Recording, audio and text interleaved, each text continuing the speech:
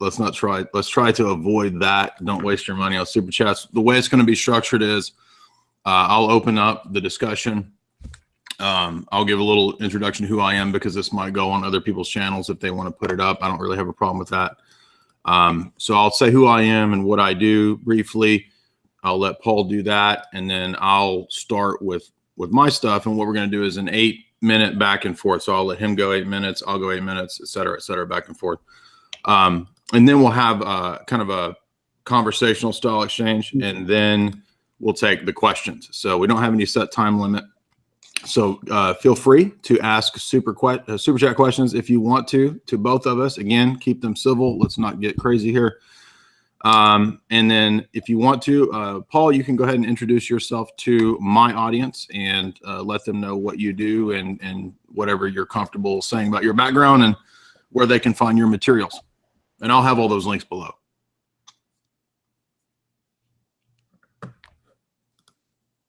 Hello? Right, can you hear me? I can hear you now. Right, hello. Ramadan Mubarak to all my Muslim listeners who are listening in, and Assalamu alaikum, and Bismillah ar-Rahman ar-Rahim, in the name of God, the most gracious and most merciful. That's how we begin any action in Islam.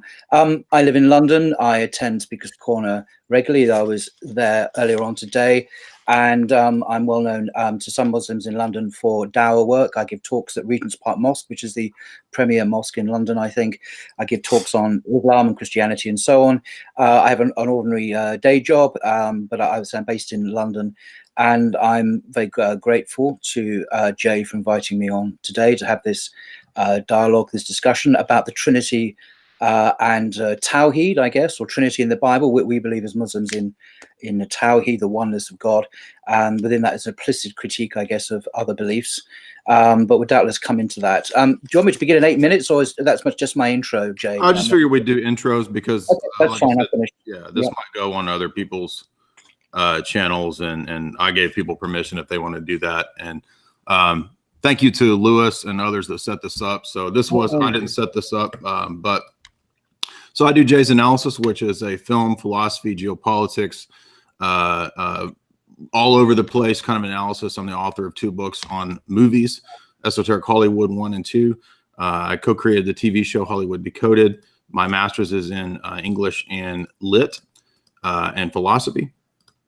And I would say that my expertise is in the realm of worldviews. So I do worldview paradigm analysis, and most of my critiques, whether it's Darwinism or whether it's other religious perspectives, or whether it's Roman Catholicism or whatever I might be debating, Protestants, whoever, atheists, my critique is usually from the philosophic perspective, but I also have many years in terms of biblical studies. So I come from an Orthodox perspective, so I'll be defending Orthodox Christianity, what I believe to be the true expression of Christianity. And then I will I'll go ahead and give myself the first 8 minutes to start.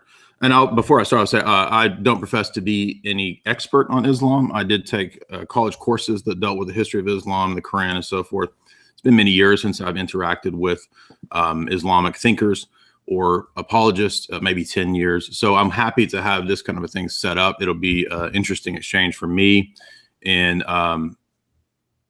most of the time, I've not been able to find a Muslim apologist. So I'm glad that Paul was willing to do it.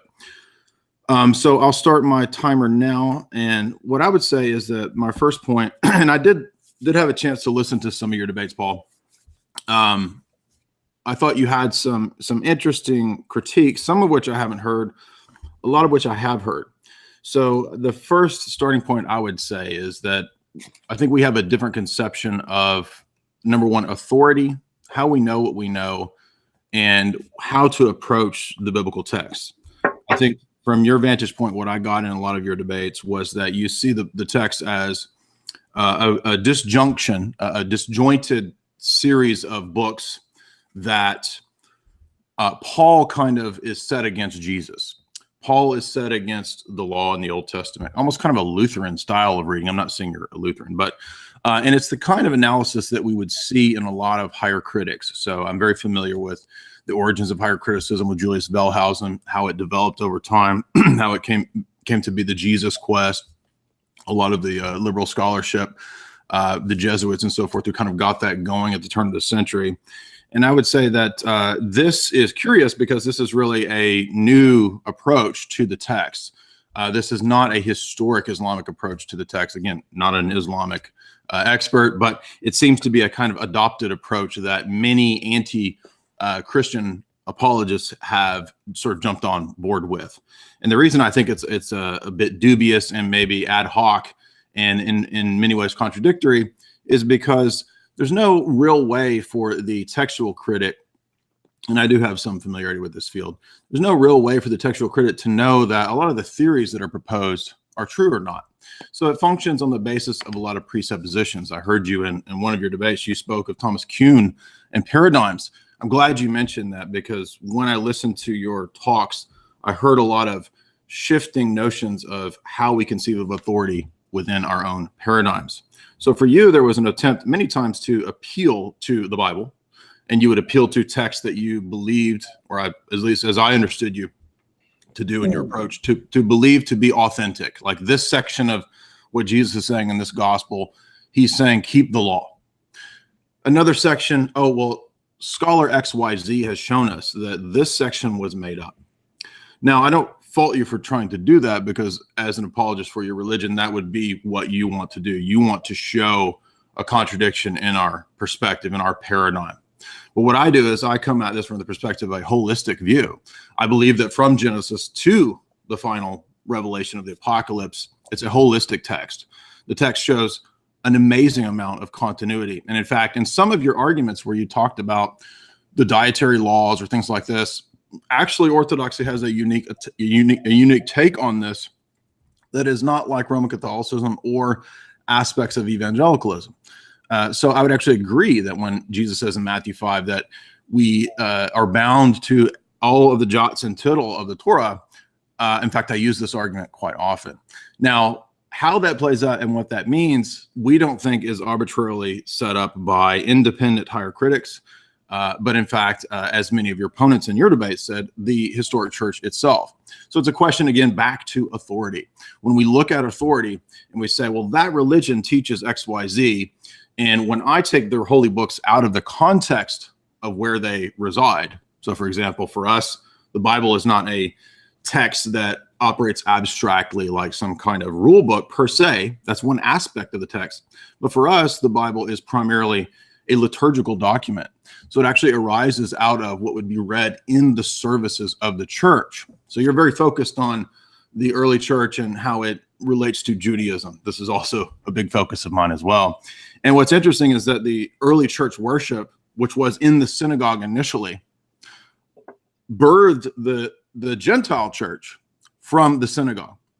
And then as the church spread throughout the empire, there is all the marks of what we would expect from a church that adopts a temple and synagogal liturgical service that then goes into the Gentile world. And the reason I say that is that this is a big part of what I missed in a lot of your debates was the misunderstanding of the relationship between the period of the 1st to 3rd centuries. So you seem to have the perspective that maybe some Baptists and Seventh-day Adventists have, which is that there was this massive corruption of Christianity from the time of the apostolic era, and Paul just, contrasted with Jesus and up to the 3rd century in Nicaea, and then maybe after Nicaea, it turned into some other kind of thing. But in actuality, myself being somebody who went down this road of reading extensively for 14 years, the church fathers in toto, not every church father, but I have read all of the post-apostolic fathers and most of the writings of the fathers for the first 3 centuries. And what I find is a complete continuity. Just off the top of my head, for example, if we read Justin Martyr, we find him looking at the Old Testament theophanies as examples of predictions of the Logos to come, the angel of the Lord. This is a big apologetic move that he uses against Trypho the Jew. If we look at Irenaeus in Against Heresies, Irenaeus has a whole section after he deals with the Gnostics for the first 3 books. And again, this is 180 AD. He has an extensive section where he talks about the continuity between the Old and New Testament, and he refutes Marcion, somebody that, although I'm not saying that you're a Marcionite, I did hear you were referencing Ebionites and other heretical groups that were intended to show that that was somehow authentic Christianity. I don't think that's true because most of our luminaries of that first 3 centuries were consistently opposed to those figures. So you're also correct that there was a development of the canon, but how the fact that there's a development of the canon would be a problem for Christianity, I'm not sure, because any religion that has millennia of time going into it, there's going to be some kind of notion of development, right? So for example, perhaps it's true that we do not immediately see the totality of the Trinity within the Torah, but that doesn't mean that in the notion of progressive revelation, that there won't be more and more and more revealed. For example, even within Judaism, there's the conception that obviously Jeremiah understood more than Abraham did, right? So just because there is a section of revelation at one period in time that's built on later as prophets come, it doesn't mean that necessarily that the newer revelations are should be pitted against the older or the original. So our presupposition is continuity. And although I'm sure we won't have time to get into the totality of that today, I do have a 3-hour talk where I went through the totality of where I see continuity between the Old and New Testaments. And I think that when we look at Paul and Jesus, we will consistently see not discontinuity, but in fact, continuity. We will see the fact that Jesus in many cases appeals to the law, and he says that it is binding, but he also makes statements later that qualify how that law will be kept. It is not what goes into the mouth of a man, not what a man eats that defiles him in Mark, but what comes out of his heart. So in fact, is Jesus denying the dietary laws? No. So how do we understand this? Well, for example, in our Orthodox study Bible, the notes in Leviticus are excellent because they explain in detail that the way that the ceremonial laws are kept now are in a spiritual sense. So that's my first 8 minutes. And Paul, I will let you begin your 8 minutes when you're ready. Okay. Can people see me, by the way? Am I visible on the camera? Hold on. Am I invisible? Let's make sure. Hold on. Let's see what the chat's a little, like it takes a little bit of time to. Am I? Oh, I am now. Yeah. Okay. It's just, okay, that's cool. Thank you for that, Jay. There's quite a mixed bag of items you brought out there, each of which would take a PhD thesis to discuss thoroughly in themselves. So I'm just going to scattergun a bit. It's my contention that Jesus was not a Trinitarian. It's my contention that Paul did not preach the Trinity. The idea of the 3 in 1, the God being 3 persons in one God, is completely absent from the Jewish scriptures. It's not there in Genesis. I would argue it's not preached by any of the prophets of God, Isaiah, Jeremiah, Micah, Hosea, or none of them actually gives any hint. In fact, the opposite is the case. They constantly emphasize the oneness of God, that he is unique, that he is one, that he is the Lord, that he is the God, the creator, as only he that should be worshipped. We don't get any sense of a 3 in 1 at all in the Jewish scriptures. We don't even get that sense in the New Testament, although I know Christians, of which I used to be one, of course, I used to be a Christian apologist, believe it or not, used to do believe that there are seeds of the Trinity in the New, but actually there are some anti-seeds as well. There are many passages in the New Testament which suggest very much the opposite. I'll give you a random one here. Here's Paul talking in 1 Corinthians chapter 11. He's talking about the status of Jesus vis-a-vis God. Now remember, Paul in this passage is talking about the ascended Jesus, Jesus who is back in glory with God. So Philippians 2 doesn't really apply here. It's a very brief throwaway comment almost that Paul makes. I want you to understand, this is chapter 11, verse 3. I want you to understand that Christ is the head of every man, and the husband is the head of his wife, and God is the head of Christ. This is very important because even in his glorified state, when he's returned to God, he's being exalted, that he is still not God, that Jesus has a God. And there's no hint here of a Trinity, of course. And there are numerous verses in the Synoptic Gospels, and even in John, amazingly, that one could bring up to give a more Islamic feel. See, the more you Judaize Jesus, is my argument, the more you Judaize Jesus, you put him in his first century context, the more Islamic he sounds. This is the great irony here, that you Islamize Jesus by Judaize him. Well, what I mean by that, the concept of God in Islam, the concept of God in Judaism is the same. We have the same concept of God.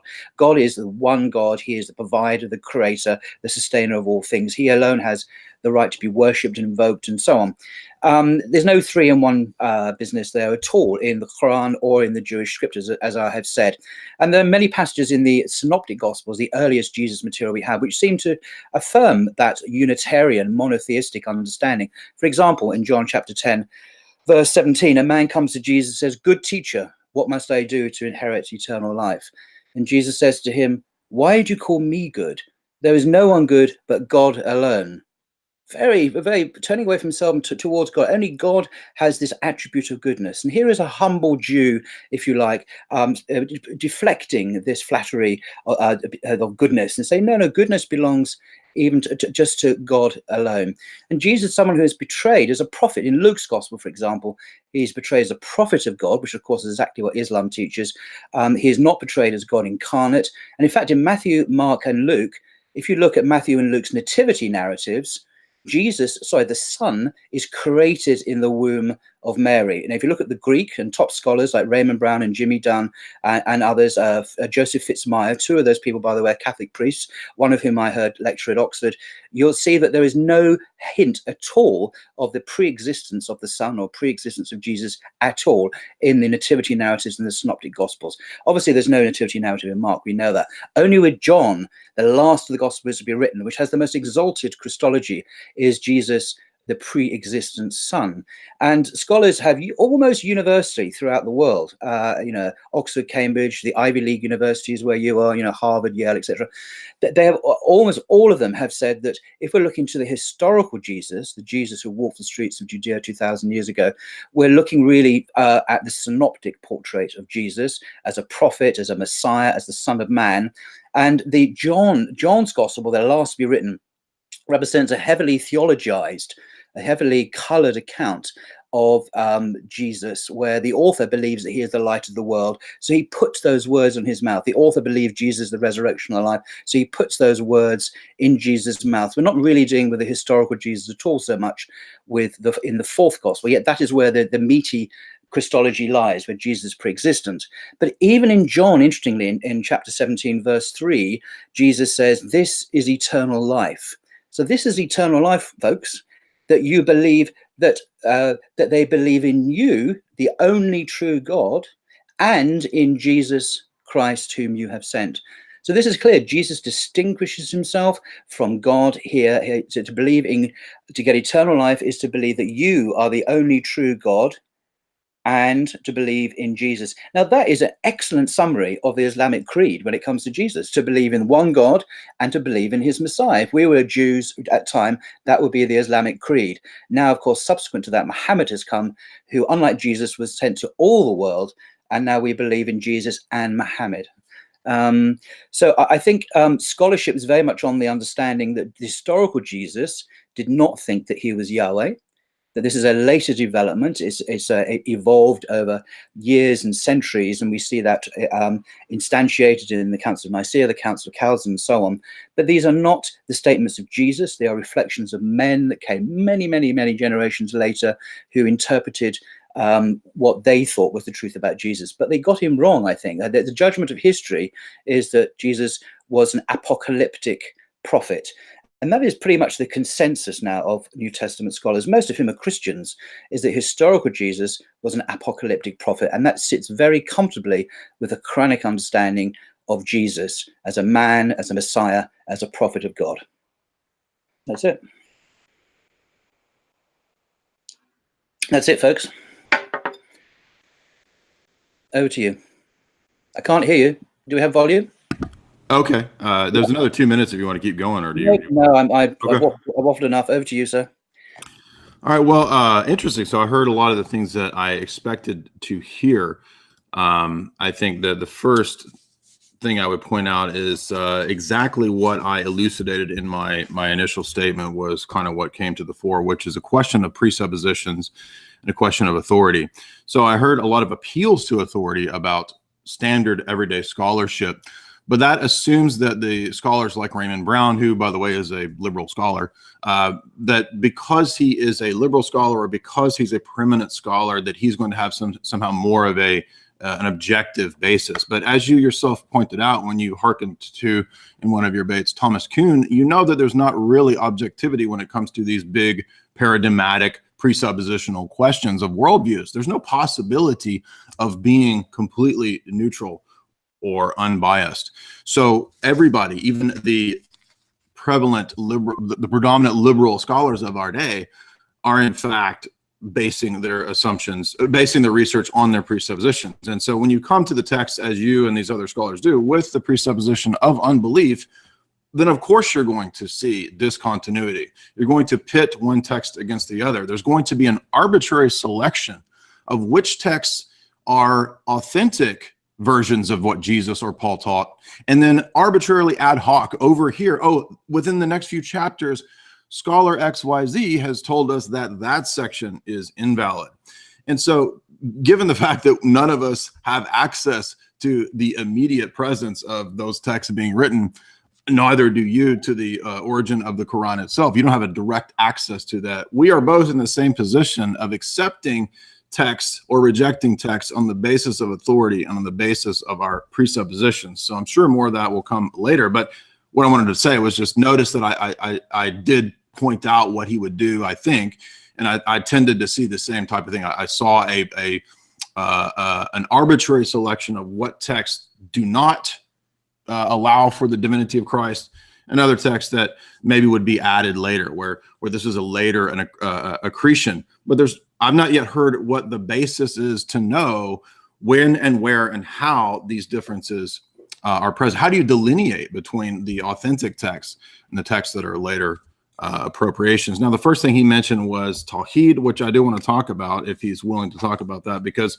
we have a different conception of what simplicity or unity means in God. And in fact, we didn't just invent this. We believe that we got it from the law and the prophets themselves.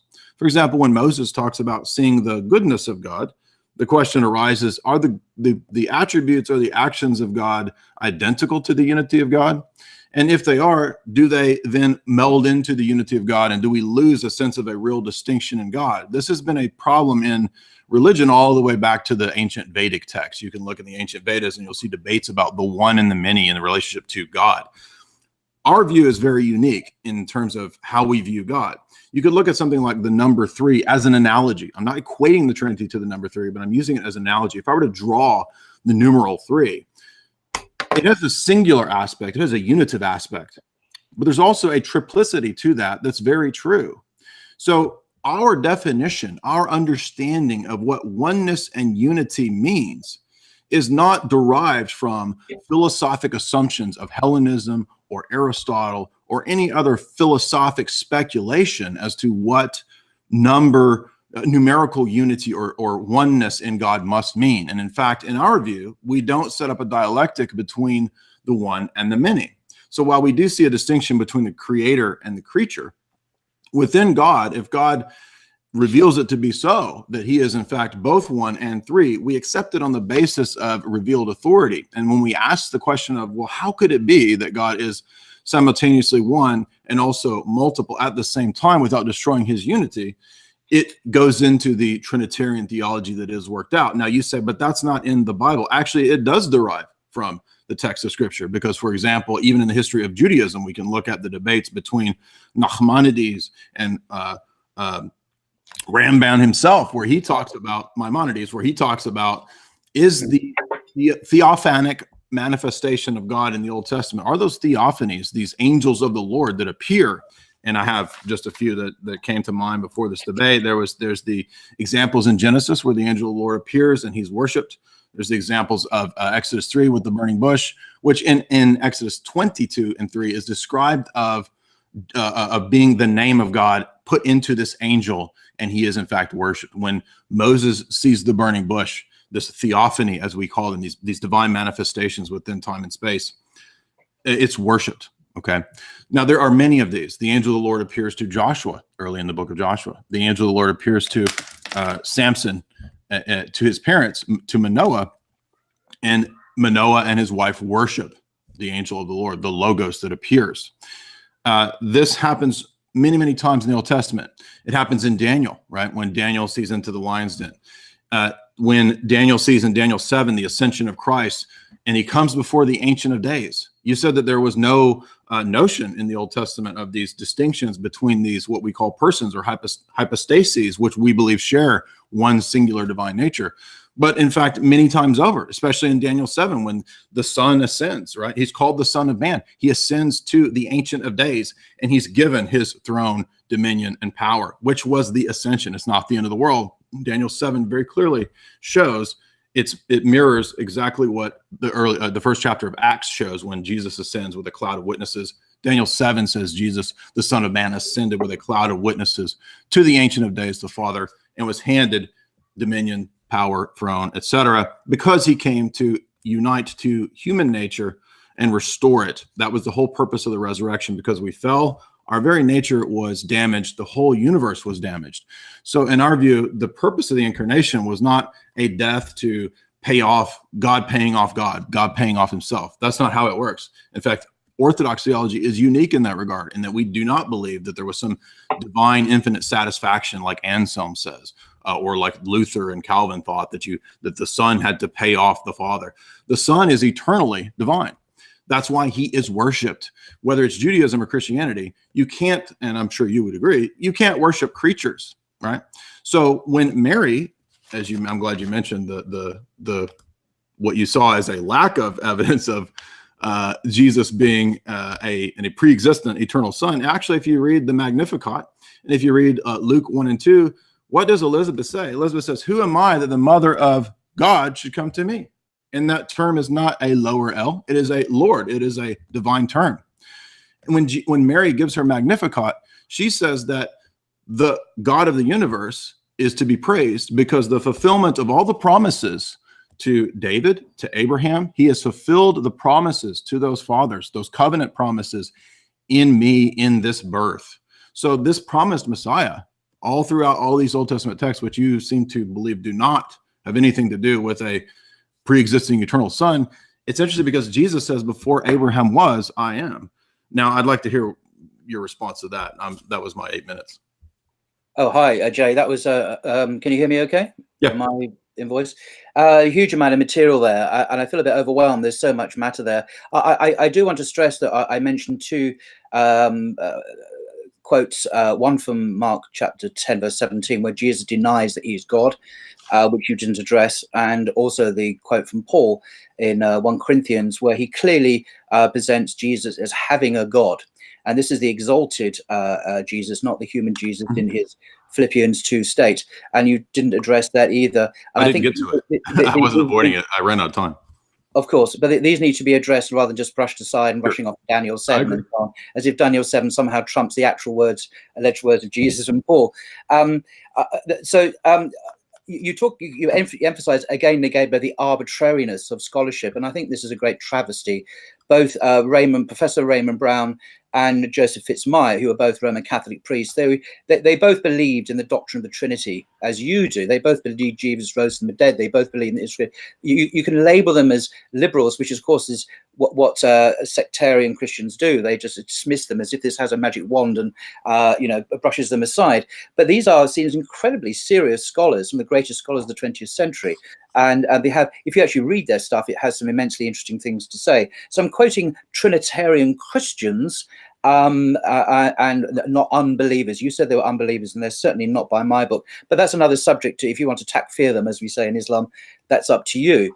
But coming back to these passages, the earliest Jesus material we have, according to responsible biblical scholarship, which is not unbelieving, it's not arbitrary. When I studied this at university as part of my degree, and I read the New Testament in Greek, that there were some very reasonable and sophisticated methodologies for trying to understand, do exegesis of the texts.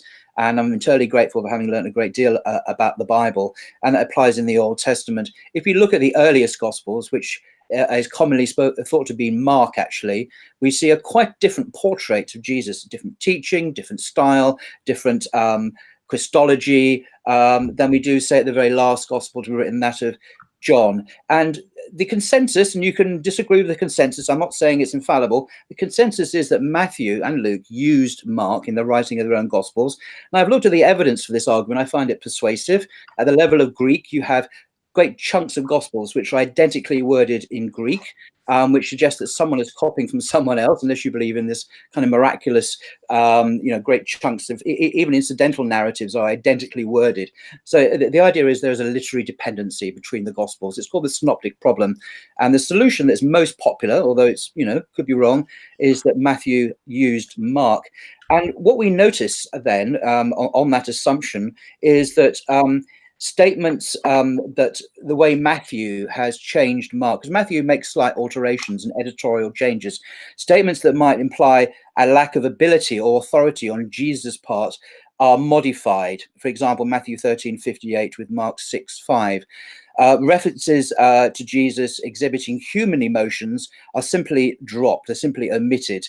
For example, pity in Mark 1:41, anger is omitted, Mark 5:3, sadness, Mark 3:5 is omitted, indignation, 10:14 is omitted. Stories that might seem to portray Jesus as a magician are omitted in Mark 7:31 is omitted. Also, the disciples who are given quite a hard time in Mark, they're shown to be people of little faith or no faith, actually become almost model disciples in Matthew's gospel. He spruces them up. It's what we call in England the dodgy dossier about the Iraq War. These documents have been sexed up quite a bit. They've been used to elevate the status of the disciples. Jesus becomes more of a grand figure. His Christology is exalted. And you see that par excellence in the fourth gospel, where Jesus says things and does things which no other gospel has ever recorded him saying. These I am statements. If Jesus went around Galilee and Judea, wherever, saying, I am the light of the world, I am the resurrection of the life, and so on, how come Luke, for example, who carefully examined all these things from the beginning, he claims, never records a single example? How come Matthew ignores it? How come Mark never knows anything about it? How come nowhere else in the Acts, for example, no one ever records, Paul never records Jesus speaking like this? So this is seen by virtually all scholars, even conservative ones like Richard Borkham. I don't know how familiar you are with biblical scholarship, but in terms of New Testament scholarship, Richard Borkham is a very conservative evangelical figure, professor here in Britain, says that these terms, the I am statements, are put on the lips of Jesus. That's their manner of speaking. It's not my invention. Quickly moving on to the Old Testament, Daniel 7, if you look at it in context, the Son of Man actually refers to Israel. It actually explicitly says that later on in the same chapter. This is a figure of speech, how Israel goes to the Ancient of Days. The Ancient of Days is God, not the Son of Man. It actually says in that passage, the Son of Man refers to the saints of the Most High, quote unquote, which is Israel. So it's nothing to do with Jesus at all. Lastly, this point, nowhere in the Jewish Bible is it ever prophesied that the Messiah would die for people's sins. Now, Paul in 1 Corinthians 15 verse 3 says about the gospel he has received that according to the scriptures, the Messiah would die and be buried for 3 days, and on the third day he'd rise again in accordance with the scriptures. I would argue that actually nowhere in the Jewish scriptures does it ever say that. The Messiah was not supposed to die for people's sins. He was supposed to be triumphant over people's sins. Nowhere in the Jewish scriptures does it ever predict that God would become a man. It never says that God would become the Messiah, that God would die for people's sins, that God would raise him. It just doesn't say it anywhere. Now, I'm aware of Christian attempts to twist the scriptures and read into them, do eisegesis, eisegesis, as we say, see Jesus everywhere, rather than exegesis. Exegesis is everyone accepts that exegesis is a responsible way to read the Bible. We're looking for what the authors intended to mean rather than what we like them to say. And we don't read our own theology or our own religion into the Bible. But Christians read it into the Bible all over the place. And they see Jesus where the Jews have never seen Jesus. It's important that nowhere in the Bible does it say the Messiah would die for anyone's sins, an atonement for sins. This is a Christian idea. Jesus didn't preach it. Jesus said people's sins are freely forgiven. Look at Luke's gospel. Look at the Sermon on the Mount. Free forgiveness of sins is available by simply repenting to God in heaven. And Jesus calls people to a renewal, a spiritually renewed following of God in the kingdom of God, obeying the Torah, which Christians have abandoned. All the Christians that I know, most Christians I know, eat pork. Jesus said you mustn't eat pork. He made that very clear on several occasions. So what we're dealing with here, we're dealing with a religion about Jesus. Christianity is a religion about Jesus. Islam actually calls people back to the religion of Jesus. And that's a crucial distinction.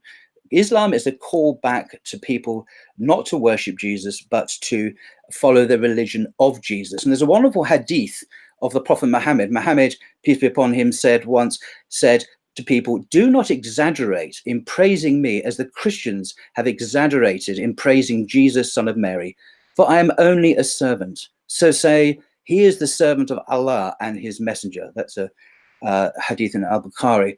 So Muhammad taught us that to be very aware not to do to him what Christians have done to Jesus. They have made him into a deity. And the Quran has some very strong things to say about that. Okay. Okay. All right. Okay. Well, I'll start my section here. So the first thing that I'd like to say is that the reason that I didn't address those texts was not trying to avoid them, but rather I was working through my list of things I wrote down as you were talking. So about the text where Christ says that he still has a God, it may be a surprise to you. Maybe I think you came from a Roman Catholic background, but in Orthodox theology, we are very insistent on the fact that the Father is the source and fountain of the Godhead. And that will always be the case. And in fact, that's consistent in the text where Jesus says that he came to do the will of the Father. And then later on, when Paul writes and says that Christ is, that the Father is the head of Christ, just as the man is the head of the wife. It's the same application, the same principle. When Jesus says that none is good but God, and namely the Father, he also in other places refers to himself as good. He tells the woman at the well that he is the one who was to come. She says, sir, who is this Messiah that's to come? Who is this one who's going to bring this water of living waters flowing out of him? And he says, I am he. You are speaking to him. Now, you did the exact same thing that I said you would do, which was that your ultimate source of authority and appeal to what you ultimately appealed to was the arbitrary scholars that you chose. So your rationale is not based on the internal consistency of the text, but on the presupposition of unbelief appealing to authority. So in other words, both of us are appealing to authority, right? You said that I was doing eisegesis by reading into the text what I wanted to see there. But in fact, every human being, as I just said, is going to in some way read their worldview and their presuppositions into the text. You confirmed that by the fact that you relied on Raymond Brown and the fact that you went to whatever school and you studied biblical scholarship. Yeah, but that doesn't matter. It doesn't matter if the majority of biblical scholarship in our day is unbelieving. That's not going to be an argument. That's not going to be a source by which you can prove any kind of argument. You can bring that forth to as a way to kind of have an attestation. You know, I might cite Josephus or something like this as a confirmation of something that I would argue. But to appeal to Raymond Brown or to appeal to any of the numerous higher critical schools, again, going all the way back to Julius Wellhausen, the founder of modern higher criticism, isn't it interesting that the documentary hypothesis was born out of an admitted desire to destroy the text? So you're appealing to the textual tradition of higher criticism, which was intended, its whole intention was to destroy not the New Testament, but Moses, the Torah, the very thing that you at times think is true. So it's completely arbitrary when you say that you want to go back to and reconstruct the original religion of Jesus. You don't know what that is because it's completely arbitrary. It's ad hoc, and you can appeal to any manner of unbelieving scholars all day. But all that does is show the inadequacy of your position, because if I were to come out here and just start appealing to the top Islamic scholars and this liberal scholar, and that is Karen Armstrong or any scholar who has a liberal perspective, you would immediately say that that's probably not an authentic reading of Islam, or if we were to appeal to the different divisions. So there's multiple fallacies at work in the arguments that you're making. Again, only Orthodoxy has the strict view that the Father is the source and fount of Godhead who communicates that deity through the Son to the Spirit. So the triune God is not something that we invented. Again, I give you a list of theophanies. I give you a list of things in the Old Testament where the angel of the Lord, which angel just means a messenger, is literally worshipped. Now, again, Judaism, Christianity, we all agree that we cannot worship creatures. Yet these theophanies are worshipped, and they're not identical to the Father, as Exodus 3 and 22:23 makes clear with the angel of the Lord. God says, I will put my name, Yahweh, into that angel. Right? He has that full divine authority, and he goes before in the fire and the cloud in the Exodus to cleanse the promised land. So guess what? It was Jesus, the Logos, that cleansed the promised land. Because all throughout the New Testament, it's made consistently and abundantly clear. Now, you can pick out certain texts where you think that, well, it's not Jesus there because Jesus says that he submits to the Father. That's just assuming that the Trinity isn't true.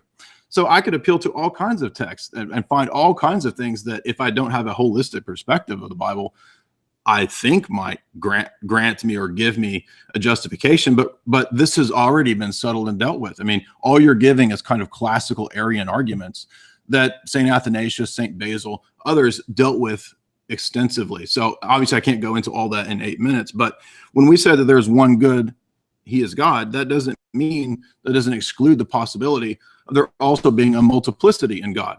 Because guess what? Although you may think that you have a perfectly unitive view of God, you actually don't, because the same problems that occur in what you perceive us to have in terms of multiplicity, you have those same problems. I know you think you don't, but in fact, if you believe that the actions of God in creating the world are identical to the unity or the essence of God or God's nature, whatever you want to call it, whatever terms you guys use, then you have to also affirm that that action is just as eternal as the essence. It's synonymous as the divine essence. And this is what St. Athanasius refuted the Arians on the basis of. He says that when you guys identify God's will with the divine essence, which is exactly what you do in your theology, because you don't have any distinctions in God, because you have the presupposition that distinction must mean composition or division, and it must therefore mean a denial of the true unity of God. Okay, well, let's go down that road. If there is no allowance for any sense of multiplicity in the divine, then not only does the act of creation become an eternal action, and creation then becomes just as eternal as God, you have pantheism. You could also flip it on the other side and say, well, then God willed to create out of his essence, and he has no relationship to the created order because he's nothing like the created order. But you see, the very thing that we say about the incarnation when it comes to Jesus and how he can become incarnate and speak to us and move and operate in this world in the sense of being the second person of the Godhead, taking on impersonal human nature, you have that same problem with relating this perfectly unified deity to the created here and now, you see. How does the Quran perfectly exemplify this eternal, abstract, beyond deity that does not in any way have created forms, likenesses, or analogies? How does he do that? How can there be a Quran that really tells us truths about God if you do not allow for any distinctions or any conceptual analogies? Because guess what? Conceptual analogies or written analogies are no different than iconographic depictions. So it doesn't matter whether it's an icon on a wall that says the name Allah, or whether it's a book that says the name Allah and the supposed words of Allah, or whether in our view it's an iconographic representation of Christ, an icon of Christ, or whether it's Christ in his human nature walking around and talking. All of these are the exact same issue, and you haven't actually escaped this issue by simply saying that, well, God is perfectly unitive in a radical way, and you guys are heretics because you have the notion of multiplicity in the Godhead. I would just again emphasize, if God is absolutely identical to his essence in every way, in every sense, then creation is an eternal action, and you actually believe creation is eternal. Okay, Jay, thank you for all that. There's a great deal there. I can't in 8 minutes possibly respond in adequate detail to many of these issues. Perhaps it might be helpful just to say what the Quran says about God. In a very famous surah, Surah Ikhlas, which is the 112th surah. It's very brief, and I'm reading from Muhammad Asad's translation. In the name of God, the most gracious, the dispenser of grace. Say, this is addressing Muhammad, say, he is the one God, God the eternal, the uncaused cause of all that exists. He begets not, and neither is he begotten, and there is nothing that could be compared with him. Now, this is extraordinarily condensed, concise expression of a theology here. He's eternal, he's the uncaused cause of all that exists. In other words, to use our language as philosophers, he possesses a satiety. Mm-hmm. He doesn't beget, nor is he begotten. It's not like an animal that gives birth to offspring. And there's nothing that can be compared with him. He is unique. He's unlike his creation. This is the Islamic conception of God. And I don't need to stress how different that is to some aspects of Christian theology. This cannot describe Jesus. The Jesus we see in the Gospels is not eternal. He dies on the cross. So he's not immortal, even though Paul says in 1 Timothy 6 that God is immortal. He dies. Jesus, there's nothing could be compared with him. Well, obviously there is. He's a human being, but he doesn't exhibit divine attributes. For example, he doesn't know things. In Matthew 13:32 about the date of the end, it says that neither the Son nor the angels, but only the Father knows the date of the end. So the Son doesn't know. Even the Holy Spirit doesn't get a look in on that. Only God the Father knows. So he doesn't know things. He dies. He's not almighty. He gets tired and so on. So you get this kind of incoherent understanding of incarnation. On the one hand, he is all powerful. He's God. On the other hand, he's weak. On the one hand, he's all-knowing, he's omniscient. On the other hand, he doesn't know stuff. On the one hand, he's immortal. And the other, you get these all in the one person. It's not two persons, only one person of Jesus. And this is incoherent. Does he die or doesn't he? Well, yes and no. Does he know stuff or not? Well, yes and no. It doesn't make any coherence. The coherence of Jesus as a being is there's inherent incoherences. It's contradictory. It makes no sense, both philosophically and logically. But also the earliest church, the disciples of Jesus, didn't believe Jesus was God at all. And in fact, if you look at the book of Acts and you look at Peter's very first sermon, remember this is after the coming of the Holy Spirit, after the ascension of Jesus. So here now we have Paul understanding who Jesus is. And he says in verse 22 to the Israelites, "You that are Israelites, listen to what I have to say to you. Jesus of Nazareth was a man attested to you by God with deeds of power, wonders, and signs that God did through him among you, as you yourselves know." So he wasn't God. He was a man attested by God. Peter's not preaching the incarnation. He's not preaching a Trinity. He's not preaching the divinity of Jesus. And at the very end of this sermon, according to Acts in verse 36, "Therefore," Peter summarizes, "let the entire house of Israel know with certainty that God has made him both Lord and Messiah." So Jesus wasn't Lord, he wasn't the Messiah. God, who's a separate being from Jesus, made him so. And this is the beginning of Acts.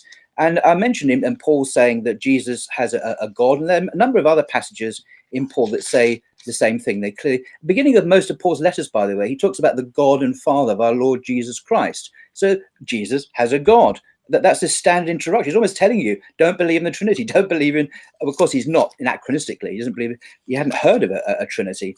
But I come back to this point, which is actually important to me, that if you look at the earliest Jesus tradition in Matthew, Mark, and Luke, and what Jesus actually says and done, he's not preaching himself.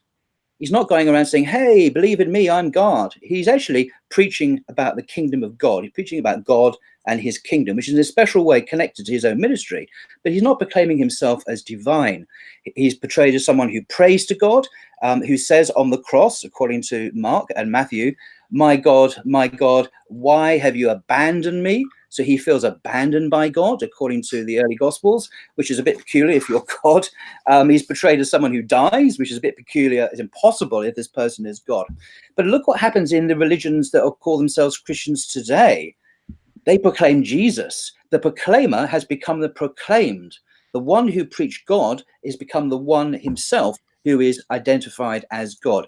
And this fundamental inversion is what Islam has come in part to rectify and to reform, and calling Christians back to the worship of the one true God.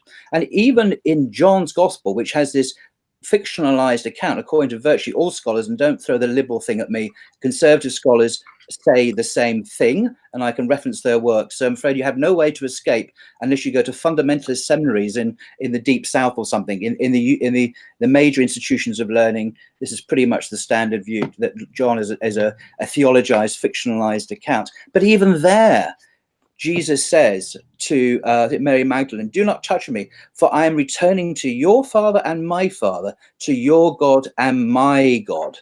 Jesus, even in his resurrected state, freely confesses that he has a God which he shares with his disciples. My God and your God, your Father and my Father. He does not say, now you understand the Trinity, and I am God as well, and I am divine. No, no, no. He says that he has a God.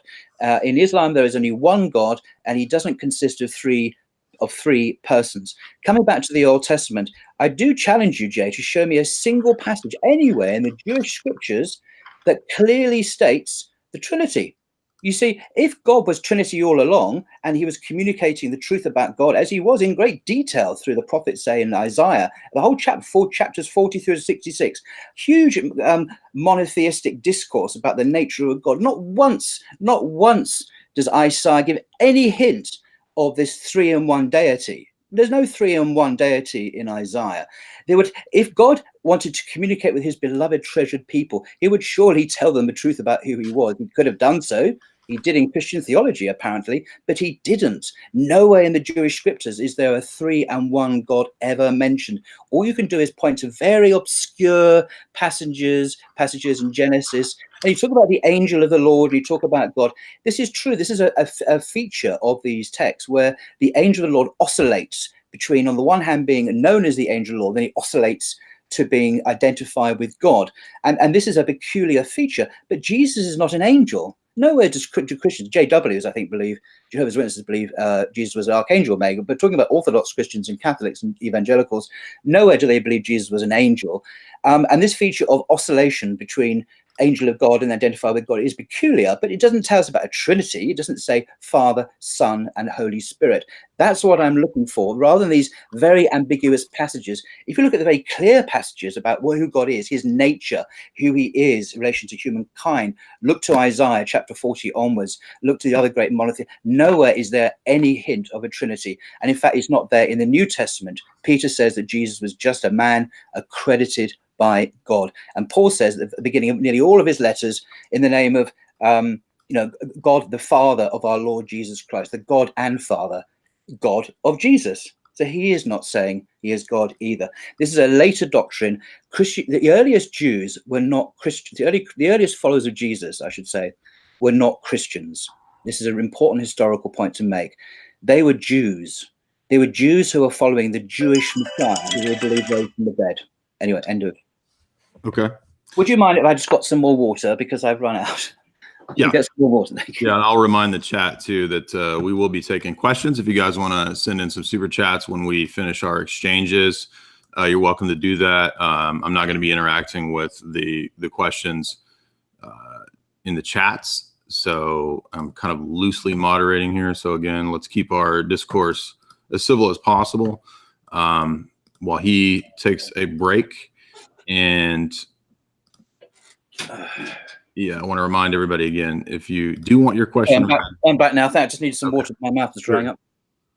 What do you want to do? Continue or break, or what's your? Let me continue here. I'll take my turn.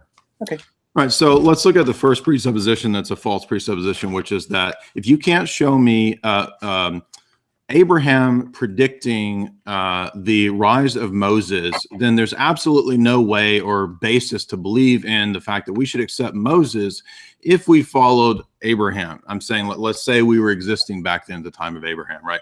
Or theoretically, we could do this assumed thing like, if it's true that there's progressive revelation, then I already addressed this in the open statement. I already said that Jeremiah understood more than what was understood in the early text of Scripture.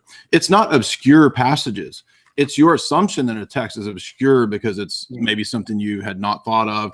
I mean, these are multiple texts in Exodus, the burning bush, and this being worshipped, right? And then later, it's identified in Exodus 22, the burning bush, Exodus 23, Exodus 3, and Exodus 23.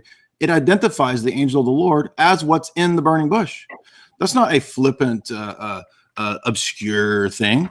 That's a very powerful attestation to the fact that those theophanies are not created angelic forms. They are a separate hypostasis, right? A difference from the Father. The Lord said to my Lord, sit at my right hand until I make your enemies your footstool. As Jesus said, who was David talking about? Who was David talking to? Jesus says this to the people that, like you, who don't believe that Jesus was saying that he was divine and he was the Messiah. In fact, Jesus says this countless times to the Pharisees. You're making the exact same arguments that the Pharisees made. And it's funny because Jesus says the exact same things that he would say to you. He says, who is David talking about? Now, guess what? Jews believe that's a messianic passage. They've always said it was a messianic passage. You said that, where do we see this prediction of Jesus and this suffering, dying Savior? In all of the Psalms where David says he's suffering and he's dying and he knows that God's going to redeem him. All of those Psalms are predictions of the death, burial, and resurrection of Christ. In Hosea 6, there's the statement that on the third day, he will revive us. He will save us from our sins. Now, I know you're going to say, that's just talking about Israel. The Son of Man who ascends before the Ancient of Days, that's just talking about Israel. And what was your source for that? Your source was the arbitrary ad hoc scholars that don't believe what we believe. By the way, Raymond Brown does not believe in the Trinity like we believe. Orthodox Trinitarianism is not like evangelicalism. It's distinct. There's no religion in the world that has the Orthodox conception of who God is and what his the distinction between his actions and his essence are. I gave you a whole simple explanation and question about the distinction between God's energies and his actions and creation. You completely ignored it. You completely ignored the question. If God's actions are the same as his essence, then his action of creating the world is eternal, just like his essence. That means creation is eternal. That means creation takes on a divine attribute. You didn't answer this. You just moved on, and all you did was state what the surahs say the divine essence was. I already said that's what the divine essence was. I agree. I stated that in your view, you're going to say this. You did exactly what I said you would do. Now, again, just appealing to Raymond Brown, appealing to those people, that's appeals to authority. That's a fallacy. Your whole position is based on dialectics. That's what stands out to me. For example, you look at a lot of texts that show the humanity of Christ. Are you not aware that we believe that Jesus had a fully human nature? This is what the incarnation is. In order for us to be restored and saved from the power of death and corruption, we believe that the Son of God intentionally took on our nature in order that our nature might be restored to immorality, to the immortality that God had always intended us to have before the fall. So, for example, in John 17, when John talks about the glory that he shared with the Father before the foundation of the world. Oh, wait, I thought Jesus doesn't have a pre-existence. Well, in John 17, he says that the glory that he shared before the foundation of the world with the Father is what he intends to communicate to his followers, the church. And as you read through the high priestly prayer of John 17, you'll notice that he also consistently refers to the primacy of the monarchia or the arche, the Godhead of the Father, and the Spirit, whom he's going to send, right, as it moves into the later chapters through that high priestly prayer. So all through John 17, 18, and so forth, you see the Trinity everywhere present. Now you say, where is this clear explication of the Trinity? I just told you that there's an idea of a multiplicity in relationship to God in the Old Testament from the beginning, from Genesis. Rabbis were debating this before the coming of Christ. They were debating the fact that there's a multiplicity in the Godhead. How do we explain and understand this? So you're actually wrong to say that there is a strict unitive view, even in Judaism. Philo is an example of this. Philo didn't understand. He couldn't conceive of this, right? And again, there's a progressive revelation. You cited the supposed disjunction between what the early church and followers of Jesus believed about Jesus, even though there are countless examples. For example, again, throughout the Gospel of John, and the Gospel of John is not the only one. There are multiple situations where Jesus says that he's a fulfillment of all of these things. He says, Moses wrote about me. You search the scriptures because you think that is in them that you have eternal life, when it is Moses that wrote about me. Everything that Moses is writing is about me. And one thing I've noticed in your debates that you have not seemed to grasp is that there's a progression, not just to Revelation and not just to what Jesus came to teach, but to the whole New Testament period. This transition period that it's sometimes called in theology, from the birth of Christ all the way up to the destruction of the temple in 70 AD. You seem to be completely unaware of this. The destruction of the temple is the end of the Mosaic administration in terms of its ceremonial application. Jesus himself, Jeremiah, the prophets, Amos, they make the distinction between the moral and the ceremonial commands, okay? And if the Gentiles are going to be included into the church, which is what the predictions of countless Old Testament prophecies are, Jeremiah 3, Hosea 1, 10 and 11, Malachi 1, 11 and 12, Habakkuk 2, 14 and 15, Jeremiah 3, 14 to 18, Ezekiel 47, 21 to 23, Joel 3 and Acts 2. fulfilled in Acts 2. Isaiah 11, 1 through 10. Jeremiah 25, 18, 16, 19 through 20. Jeremiah 38, 31 to 34. Micah 4, 1 through 4. Zechariah 2, 15. Zechariah 8, 21 to 23. The latter sections and chapters of Isaiah, as you mentioned, they're all believed in Judaism to be messianic prophecies. And what do they describe when the Messiah comes? They'd say that the distinctive mark that the world will know when the Messiah comes is that the Gentile nations will begin to worship and honor the God of Israel. Now, when Jesus came, he says in the Gospels, even in the Gospels that you don't accept, but even in the Synoptic Gospels, in Luke 21 and Matthew 24, he says that when you see Jerusalem destroyed, then you will know that the kingdom is going to the Gentiles, he says in Luke 21. That's exactly what happened in 70 AD. In 70 AD, just as Josephus described as an eyewitness, the temple was destroyed, Christians fled, Christianity spread to the Roman Empire. It spread throughout the empire, and the ingathering of all of these messianic prophecies from the minor and major prophets all the way back to Genesis to Abraham, Genesis 12, 15, 17, that all the nations of the earth will be drawn into this kingdom. That completely destroys your entire position and proves that he was the Messiah.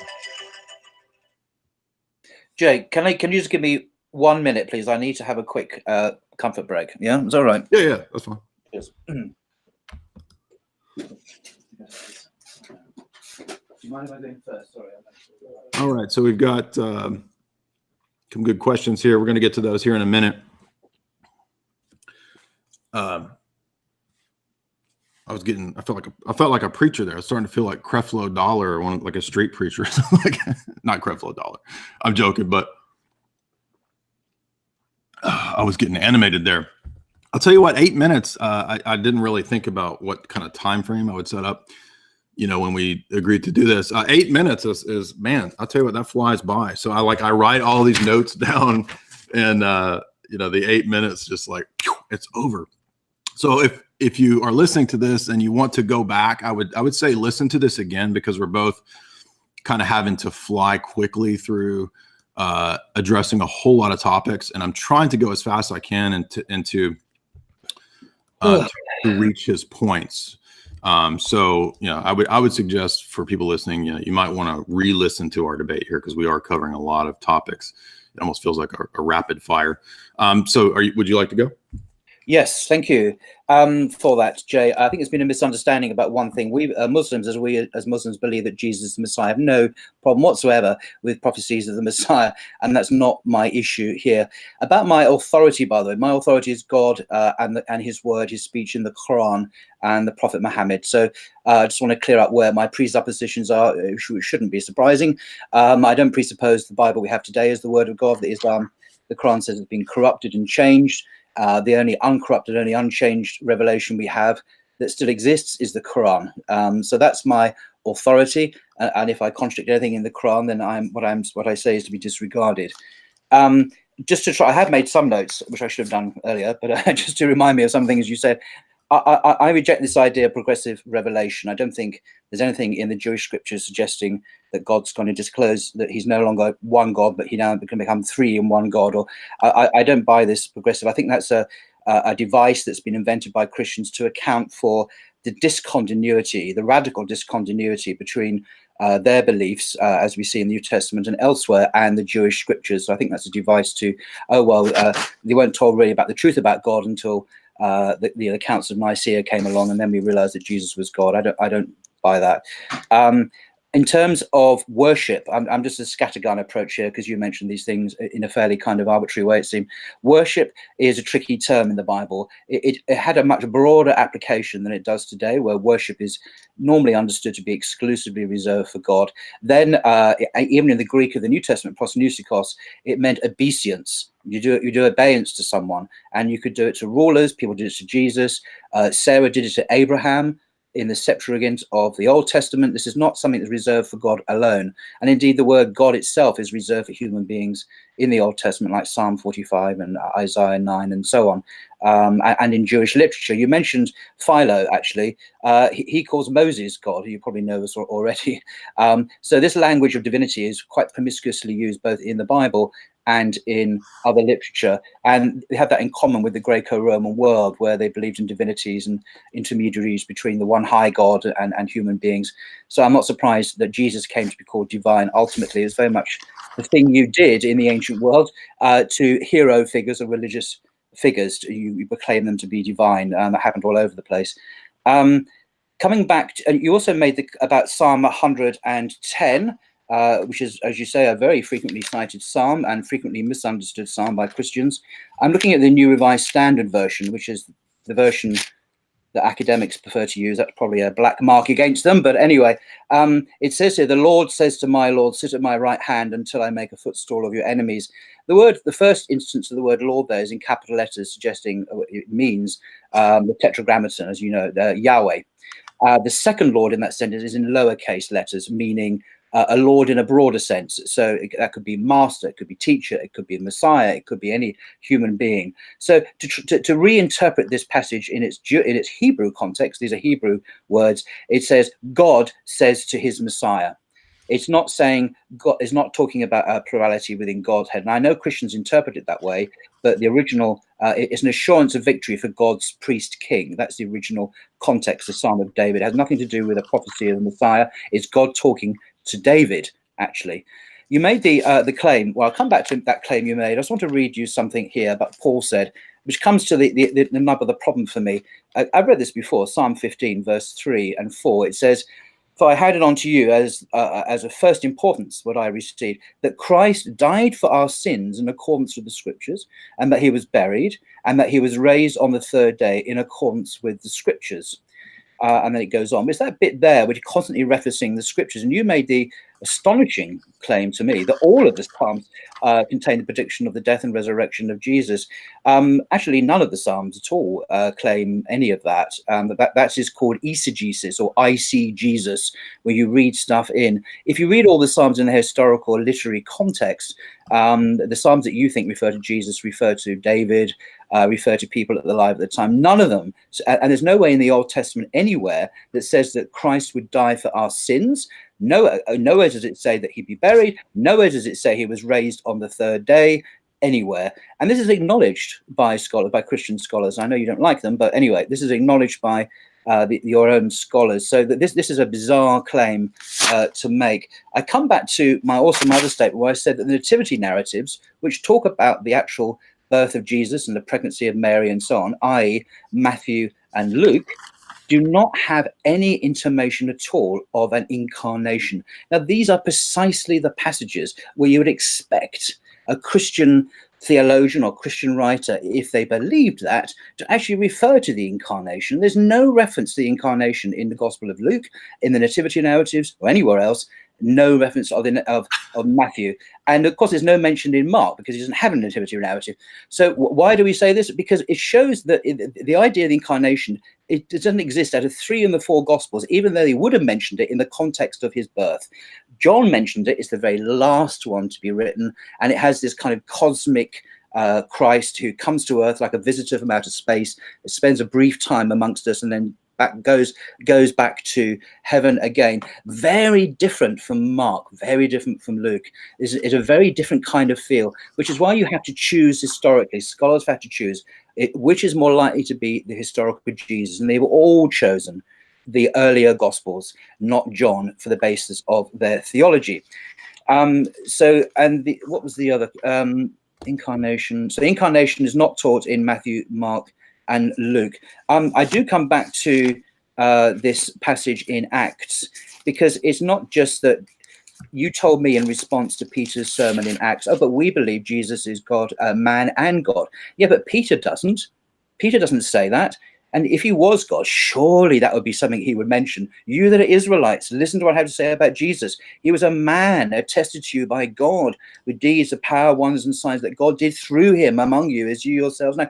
If Jesus being God was that important, which it is, it's absolutely central, he would have mentioned it. But he had no belief that Jesus was God. He never mentions that he says he was a man attested by God. And then at the end, he talks about God doing stuff to Jesus, that God made him Messiah. if Jesus was God, he wouldn't talk like that. He would say, oh, well, you know, the second person of the Trinity and so on. And also, you slightly misrepresent Orthodox theology, if I may be so bold as to say. Orthodox theology does teach that Jesus is God. If you accept the Council of Nicaea, and I'm aware of the Philoque cause, but that's not relevant here. The Council of Nicaea clearly says that Jesus is God from God, light from light. The Council of Chalcedon is very clear that Jesus is God. And yet Peter doesn't attest to this belief. Neither does Paul, who says that Jesus has a God. And Jesus himself says that I have a God. I am returned to your Father, my Father, your God, and my God. Now, there are a few marginal and late statements in the New Testament which do say Jesus is God. I don't doubt that Jesus is called God. I'm not like some of those Muslims, or probably all the Muslims I know actually, who say, oh, it doesn't say Jesus is God anywhere in the Bible. Of course it does. But they are obscure and marginal and late, like Titus and so on. They're not in the earliest Jesus material. They're not the dominant theme of the New Testament, which is Jesus is the Messiah. All right. Anyway, can we change the format now? Because can we have a more conversational thing or narrow it down? Yeah, but I want to give my 8-minute response, and then we can change the format. Is that okay? Go ahead. All right. So, again, I think you are restating the position and not understanding the different critiques that I've given of what you're saying. So the fact that you, on the one hand, will cite a section of what Peter says, and you'll say, this is what Peter taught. Then you turn around and say, in other areas, it's teaching that Christ is God. You have a completely arbitrary picking and choosing of which text you're going to accept and pit them against the other texts, when you know full well, having been previously Christian, that that's not what we teach. We don't teach that because one text talks about the manhood that Jesus assumed, that therefore it proves that he's only man. This is a really simplistic and dodgy way to do exegesis, which you know better. You know that Christianity doesn't operate that way. And I guarantee you that we could take the Quran and we could find one passage that says something about Allah, that he did X, Y, Z. And then we could absolutize that and say that therefore he does nothing else. But you operate dialectically because you've bought into dialectics. Higher criticism is based on Marcionism, Gnosticism, dialectics. Ultimately, it's based on the assumption that Wellhausen had that the Old Testament God could not be the same God in the New Testament. That was a presupposition that he had that he never questioned. You have similar presuppositions. In fact, you contradicted yourself outright. You said that you have no problem with all of those prophecies being prophecies of the Messiah. And then you turned around and said, but wait a minute. When David is writing in the Psalms, it's only about David. The Jews who believe that those prophecies and those texts are about the Messiah, they don't deny they were talking about David. Of course they're talking about David. We know David wrote those Psalms. That doesn't exclude that they're not messianic prophecies or types. And in every debate where people have talked about typology to you, you ignore it. You said, you act like there's no such thing as typology, that typology doesn't show or predict anything. In fact, I have many, many essays on typology where we see in the book of Numbers, we see Moses lifting up the serpent on a pole. What does Jesus say to Nicodemus? Jesus says that I will be lifted up and raised up, just like the serpent on the pole. But you say that Jesus never said he was going to do this. Over and over and over and over throughout this discussion, I give you example after example after example, and you go to your notes and cite liberal scholars and say that that doesn't exist. And you say that, well, you can go to some fundamentalist seminary. Look, those are dumb arguments. I can make all of those same arguments about you and your text. I don't do that, right? Did I say, let me find a liberal scholar who doubts the original authenticity of what Muhammad said or the Quran or these hadiths? And you know full well that they do. And there are people who doubt this and do higher critical approaches to Islam. So just citing higher critics about Christianity, this is an extremely weak argument, and it presupposes unbelief. Now, in our worldview, in our paradigm, you can't just come to the text and presuppose unbelief, because you have to repent and you have to experience the text within the context of the church and the liturgy. They don't operate as texts on their own. They can only be understood within the existential experience of the church herself, historically. And you can call that fundamentalism if you want to, but guess what? That's a term that was invented to demonize people who actually just believe in our creed. I already pointed out earlier, you can look at the epistles of Ignatius. You can look at Justin Martyr. You can look at Irenaeus. You can look at Cyprian. You can look at Polycarp. You can look at all these apostolic fathers, and they teach the deity of Christ. The very thing that you say is later kind of absolutized at Nicaea. They absolutely teach this. I mean, I've read them all, and anybody who reads them, I could give you. So have I, dude. You're not the only person. No. I have 4 minutes left. I never interrupted you. No, but you're saying. No, I have 4 minutes left. I didn't interrupt you. You can have 5 minutes. If you keep talking. I have read these people too. Don't think you've only. I don't. It's not. You don't get to interject that you read these people. I studied these at university. To be honest, who cares that you? I studied at a university. Well, fine, but we're on an equal footing. Again, okay. I'm going to give. This is what you do. This is what you do to the other people. You interrupt in the middle of their talk. You agreed to let me have my 4 minutes. So you can have another 6 minutes. I don't mind. I'm not precious about this. You can have another 6 minutes. Doesn't bother me. Okay. So you will find in the apostolic canons. Okay. You will find in the Shepherd of Hermas. You will find in the Didache. You will find in Polycarp. You'll find in the epistles of Ignatius of Antioch that, for example, in the letter to the Ephesians and letter to Romans, Jesus Christ is called our God. In the letter to the Smyrnians, chapter 10, he's called our God. Okay. This is pretty consistent. I think in Ignatius's epistles, it's something like 16 times. Jesus is explicitly referred to as God. If you read the writings of St. Justin Martyr, you'll notice that he describes the oblation of the liturgy. It's a liturgical service. This is 150 AD. So the things that you think are these later accretions invented later, no, they're proofs of the continuity of Orthodox Christianity back to St. Justin Martyr, back to Ignatius, back to Irenaeus. Now, I want to move on to some of the things that you mentioned that I didn't get to. You said that the Son of God is created. We believe that the Son of God is created in his humanity. So again, don't set up a dialectic between texts that we believe are talking about the full humanity that Christ possessed, but we don't exclude the other texts that talk about the full divinity of Christ. We don't believe Christ is a human person. The texts where he talks about his limitations are willful limitations that he underwent. So all of those texts are arguing against a straw man. They only work on the presupposition that you're correct, that Jesus was just an apocalyptic preacher. The apocalypse that you think he mispredicted or didn't get right or whatever, or the text misinterpolated, they're about 70 AD. Luke 21 is a prediction of what would happen in 70 AD, that the temple would be destroyed. And it was in 70 AD. That's why from the time of Christ to the time of the destruction of the temple, it's the transition period. So yes, there's going to be decisions about what Gentile converts need to do when they come into the church. Do they need to be circumcised? You've heard this argument. It's settled in Acts 15. All right. So there's a process. And even after this period, when there's still a lot of Jewish converts in the first 10 chapters of Acts, and even past the first 10 chapters of Acts, when the message begins to go out to the Gentiles, from Paul and Peter. So what happens is that you have this transition period and it becomes abundantly clear. Again, Jesus made this abundantly clear in Matthew 24 and Luke 21. When you read those two texts together side by side, you'll see that he's talking about the destruction of the temple. That was the doing away, the providential doing away. Jesus says in the parable of wicked vine dressers that will happen, that the kingdom will be taken from the Jews and given to a nation producing the fruits thereof, namely all of these predictions of the Gentile kingdom in the Old Testament, which again, you admitted that there's all these prophecies about the coming of the Messiah.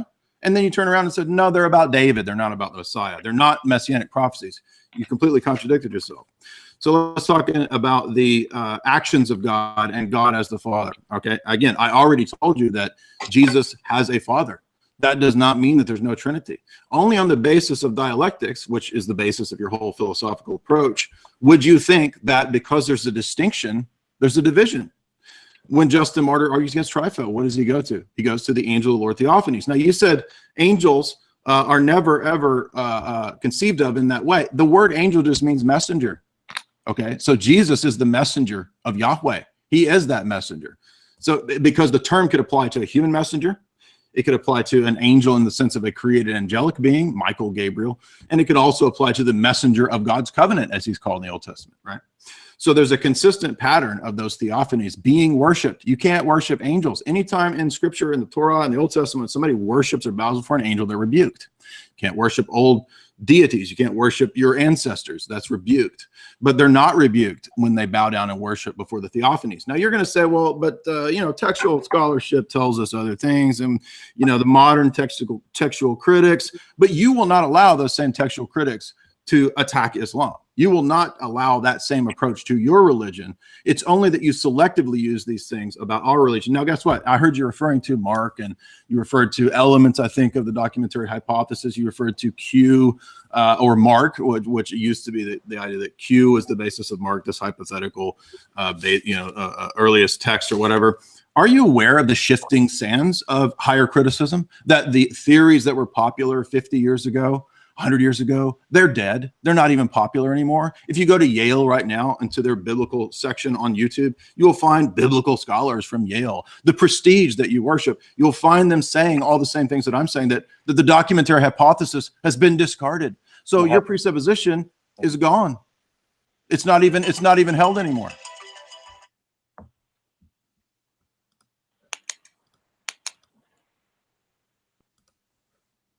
All right. So I need to take a wee break. I'll be right back. Okay. If you would just hold on the fort just for a second. Some more water, because I seem to be drinking a lot of it.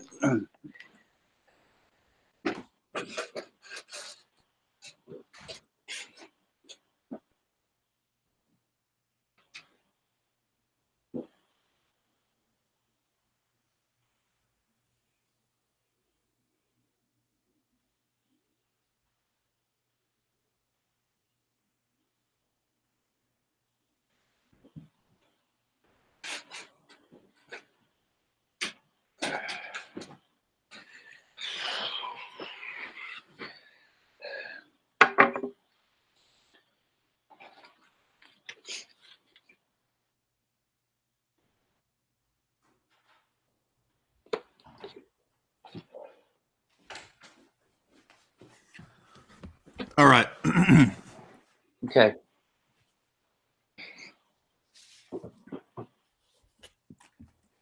What's on your mind? I think that there is an issue here which needs to be made clearer, and that is where I'm coming from and where you're coming from. And I don't reject where you're coming from in the sense of a traditioned, community-based, ecclesial reading of scripture. I understand what you mean by that. Obviously, it's a very Catholic idea, the Roman Catholic idea as well. Evangelicals don't think they do it, but they are doing it, as you and I know perfectly well. They have their own tradition, just they don't acknowledge it, by which I mean their own way of reading scripture, focusing on maybe Paul or particular Lutheran understanding, whatever. Yeah. So I that's what you're doing, and I understand that. And I'm not saying it's wrong per se. It's not where I'm coming from. And I think we're cross purposes here, because how I see things is different. As a Muslim, I view, say, the Gospels as products of human beings. I view them as like the Hadith literature, shall we say. I don't regard them as revelation. You do. And this is why we're different. We're coming at. So when I see Luke, for example, I think this is a human text written in the 1st century. It's not revelation. It's not inspired by God. It doesn't mean it's false or contains only error, but it's to be treated as any other ancient text written by people is. We have no special regard for it at all, because I explain why. For us, for Muslims, the gospel, the Injil, as the Quran makes clear, was something given to Jesus. The gospel is something given to Jesus by God. He preaches the Injil. These gospels that you revere are written not by Jesus. You obviously don't claim they're written by Jesus. They're written by other people. So for us, is revelation itself, direct from God, whether it be given to Jesus or Muhammad or Moses or whatever, that is the thing that we revere. These are we view them as human biographies that are not inspired by God. That does not mean they're without value, but they have to be critically understood. Now, you accept higher criticism about Moses? Hang on a second. So when it comes to, we also practice higher criticism. I don't like this expression. That's very kind of 19th century. We also practice a critical approach to the Hadith literature. In fact, this has gone on almost from the beginning. There's been a very sophisticated science of Hadith criticism where we try and sort out what's authentic, what isn't. We look at the isnad, we look at the matin, the text itself. We try and establish the reliability of the transmitters. And it's a very sophisticated science. And this is over going back from the 8th century onward. So we do practice sophisticated critical thinking about the Hadith, and that's been going on virtually since the beginning. But when it comes to the Quran, and this is where we're going to have to agree to disagree, the Quran is different because we view it, we believe it to be the actual speech of God himself. It's not an inspired work. It's not written by Muhammad at all, although he has a role to play in its transmission. But we view it as the actual speech of God. So we view it as something you can't practice human criticism of, because that would be blasphemous, is not appropriate. Now, I know you don't agree with that, which is fine. So that's why I have a different approach to the Quran than I would say to the 4 canonical Gospels, because I view them as very different ontologies, very different genres. So you may see that as inconsistency. For me, it makes perfect sense. The Quran is the word of God. It's the speech of God. So is the Injil. So is the Torah. So is the Psalms. So is the book given to Abraham, and so on. And I'm not saying that the Bible itself doesn't contain the words of God, but it doesn't, in my view, claim to be the word of God as a book. But that's not a problem, because in your ecclesiology, you have received these texts as word of God, because they speak presumably to you as word of God as a church, and so they are inspired for you.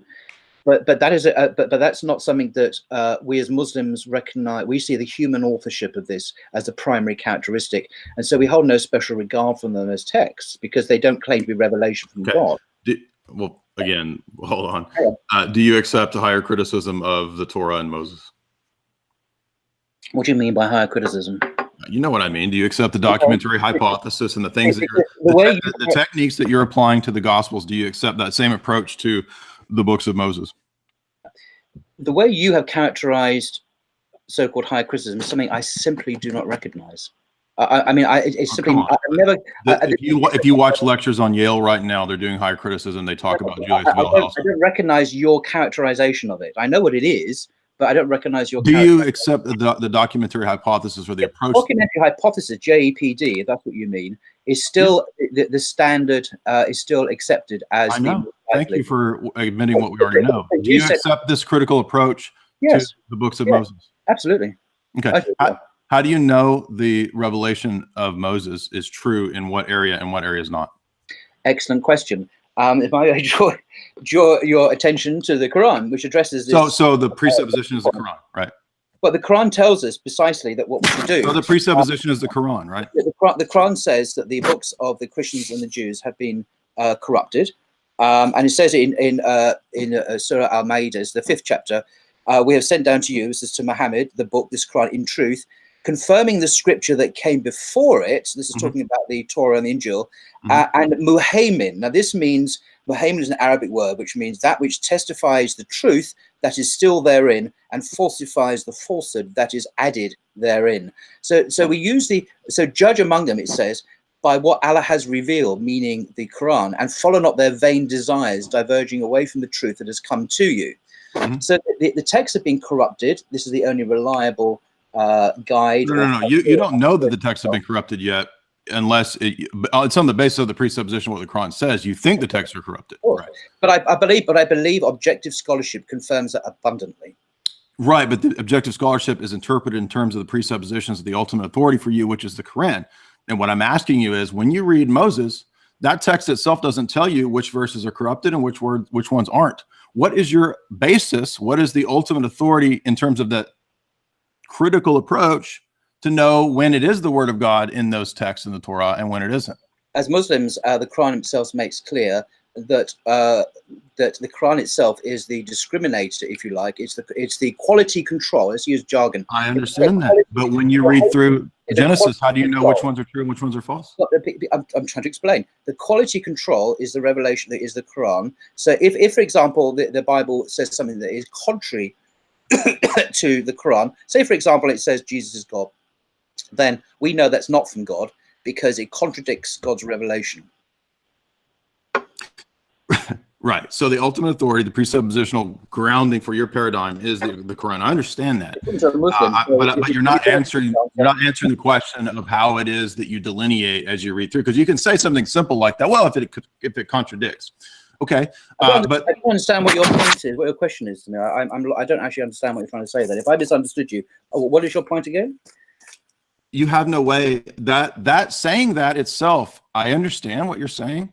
That itself doesn't tell you, as you read through the Old Testament, which things are corrupted and which things aren't.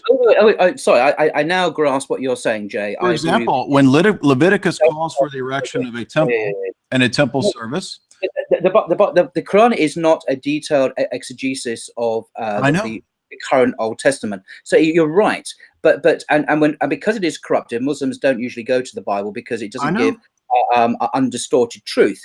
But no, you are right. But when it makes claims, when we're told, when Christians or Jews say X, and it clearly explicitly contradicts the Quran, then we know that X is wrong. It's not from God. So it has that value. I've given you one example. If New Testament says Jesus is God, then we know Islamically that is false because it contradicts the clear teachings of God's revelation in the Quran. Yeah, but this is begging the question, because I'm asking you, as you're reading through, say, Leviticus or any of those texts, how do you know when it's corrupted and when it's not? And you say, well, when it contradicts the Quran. Okay, so let's give an example where we see an angel of the Lord or a theophany being worshipped. So basically, what happens is that ultimately you would say that that's perhaps a corruption, right? If we see the angel of the Lord, a distinct entity, a distinct person from God the Father, or God being worshipped, that would perhaps be some corruption. Well, it turns out we find a lot of those. So in other words, what happens is that we start stacking up a lot of these corruptions. So there's a lot of corruption in the Bible. I know that you believe that, but I'm saying it's arbitrary. It's totally ad hoc. And so when we come to the specifics, and you start talking about how you know when and where, you appeal to liberal higher critics. You don't do that about your religion. I don't believe you operate. You don't operate as an objective. I reject this characterization of the liberal. I think that's polemical and tendentious. I don't believe it's an authentic, accurate way of describing the scholars that I respect. Do you think that in the year 1000 there were Wellhausen style critics that were doing that kind of analysis? Well, of course, Wellhausen was born in the 19th century. Right. And I think, coming back to this Wellhausen point, I think that scholarship doesn't slavishly follow Wellhausen. If you read contemporary, what I'm saying is that you don't know anything about the Torah. Ultimately, you don't know anything about the Torah because the standard that you've given doesn't tell you when and where it is and is not the word of God. Because I can start stacking up things, and what's left to you is less and less and less and less in the Torah itself that would actually be revelation from God on your view. What I recommend you, I'll give you another example. I mean, obviously, perhaps haven't read the Quran from cover to cover, but the portrayal, for give you another example, of the prophets of God often as discreditable, drunken, sexually immoral, murderers, and so on, is a portrayal that is rejected in the Quran. I'm aware of that. Well, okay, good. So that would be another area where the defamation of God's messengers and prophets is false historically. It doesn't go a verse by verse exegesis, but it gives these broad indications that certain views are part of a corrupted, falsified narrative, and it calls people. Yeah, but you have no way of knowing when and where. You can start listing all these arbitrary things, but what that leaves you with less and less and less. So you don't have access to Moses. You don't have access to the Torah. All you have is the lens of the Quran to sift out things. That's why you're going to the higher critics, and they are liberal. What do you mean? They don't believe in. Yes, they are. They don't believe in the doctrine of inspiration that the church taught for the first 1,000 years. No, they don't. No, they don't. Raymond Brown does not believe in the inerrancy of scriptures. You know he doesn't. Can I? Okay, this is obviously a subject you feel very passionate about, and all I can say is I disagree. The scholars that I know and have read, these top scholars. You know, Raymond Brown doesn't believe in inerrancy. Raymond Brown died in the 1990s. So, and he, when I met him at Oxford, he certainly believed in the Trinity. He believed in the Incarnation. He believed in the teachings of the Church. So he was not an unbeliever, as you have insulted him, actually, of blessed memory, because he was a very distinguished scholar of John's Gospel. Nobody cares about distinguished scholarship. That's not what in debate. Do you know what appeal to authority is? Are you aware of this fallacy? Right, I'm not appealing. I'm telling you that that you're mistaken about the man who did proclaim his Christian faith. You seem to be dissing him quite powerfully, and I find that. Okay, so is Hans Kung a Christian? Is Skillerbeck's a Christian? If they reject the resurrection? Characteristic to speak so badly about a fellow Christian. Actually, I think that's quite. No, this is a tactic where you're trying to make me look like a bad man. No, we don't have a problem delineating who's a heretic and who's not. Well, using that language again, I didn't realize you were so conservative, shall we say, about matters. But I just wanted to correct one other thing about my alleged inconsistency about the predictions of the Messiah in the Old Testament. I was very careful when I said that I have no problem with the messianic predictions in the Bible, in the Psalms and so on, but there's no evidence at all that I'm aware that the psalmists predict the death and resurrection of the Messiah, or anyone talks about the incarnation of God as something that is to come. It's that aspect that I am rejecting, and that's not inconsistency. Yes to the Messiah, no to the alleged predictions of death and resurrection, incarnation, which do not exist as predictions anywhere in the Jewish Bible, in my view. That's what I'm getting at. So there's no inconsistency. No, you did contradict. You said that those texts were not about the Messiah. You said that those were texts about David. And then you turned around and said you have no problem with a bunch of texts in the Old Testament predicting the coming of the Messiah. That's a contradiction. The suffering of the Messiah, the Christian understanding of these texts are not predictive texts of the future Messiah. They're talking about David's own suffering. So they're not the predictive texts. The Jewish view is that those are messianic texts, whether it's back in Genesis, predictions of what was promised to Abraham, or whether it's the Psalms of David. Jews view those as messianic texts. It's not either or. Your whole thing is based on dialectic. There is no Jew. There's no Jew known to history that prior to the rise of Christianity ever thought that the Messiah would die for sins and would be raised dead on the third day. That idea only came about with Christianity. Unless you can prove me wrong now. That's actually not true. That's actually not true. But prove me wrong now. I'll give you a book. In fact, I have a friend who's a Messianic Jew. His name is Ken Ami. He has a whole book where he delineates the first century expectations, Talmudic expectations, Talmudic statements, both Talmuds. No, I didn't say. I said there is no prior to the rise of Christianity. Talmud is not prior to the Talmud is a collection of documents that go back to prior to the time of the Messiah. Did you not know that? No, because yes, it is. Jeremiah talks. Ezra and Jeremiah talk about the beginning of that collection of. Just give me one example. Give me one example. When Jesus says you follow the scribes and the Pharisees' traditions, in Matthew 23, when Jesus is rebuking their traditions, he's saying the exact same thing Jeremiah said about the traditions of the scribes and the Pharisees in his day. Ezra is the beginning of the Pharisaic tradition. No, you misunderstand my point. No, you don't know. You just lost that point. Nowhere prior to the rise of Christianity. I just gave you a citation from Matthew 23. But that is Christianity. That's a first century text. No. That's reflecting Jeremiah. It's Jeremiah. Okay, so forget Matthew 23. Jeremiah talks about the scribes and the Pharisees. The Babylonian Talmud is not first of the Messiah for sin in the Jewish scriptures anywhere. Just show me. Give me a reference. Now you've changed the subject because you got caught on that point, right? So you didn't know that Ezra is the beginning of the Pharisaic tradition and that the Talmudic tradition precedes the first century. Can you give me a single quote then from any pre-Christian source that talks about the Messiah dying and rising again on the third day? Just give me a source now that's being recorded on YouTube now that I can study. Actually, give me a reference. On YouTube now. What do you mean? Well, just give me a reference, because you allege that I'm wrong. So I'm asking you to produce evidence from any pre-Christian statement from a Jew that said the Messiah will come and will die. Hosea 6. Hosea 6. Let me look at it, because let me look at it. I want to look at it up now. I'm going to find it. It's a tiny book towards the end. Here we go. Isaiah chapter what? Sorry. 11? Right. Hosea 6 talks about on the third day he will raise us up. Let me just look at it. What verse? Because it's quite a few verses. Hosea 6, 1 and 2. Okay, let me hear. So come, I'm just going to read it from the Bible here. Come, let us return to the Lord, for it is he who has torn, and he will heal us. He has struck down, and he will bind us up. After 2 days he will revive us. On the third day he will raise us up, that we may live before him. Where does it mention a Messiah?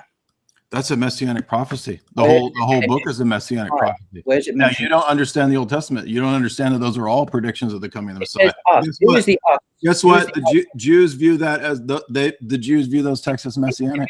Context, the preceding chapter, it's the impending judgment on Israel. This is talking about Israel, not about a future Messiah. Did you know that in the Gospel of Matthew, if you read Matthew 23 towards the end, let me finish. In the Matthew 23 towards the end, Jesus says that in the first century, upon the Jews of his day would come the vengeance written of in all the prophets from Abel to Zechariah.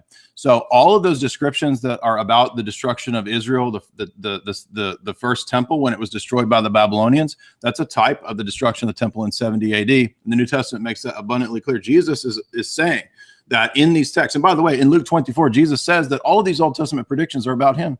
The very thing that you can't seem to grasp about how to read the Old Testament, in Luke 24, it says Jesus opened the minds of the disciples to understand all things that were written about him in the law, the prophets, and Moses. I'm looking about pre-Christian texts. Your quotation of Hosea is a pre-Christian text. Reading context of the impending judgment on Israel and impenitence of Israel, it's all about Israel. It's not about a Messiah. It says, come, let us return to the Lord. For this happened in the first century, bro. 70 AD.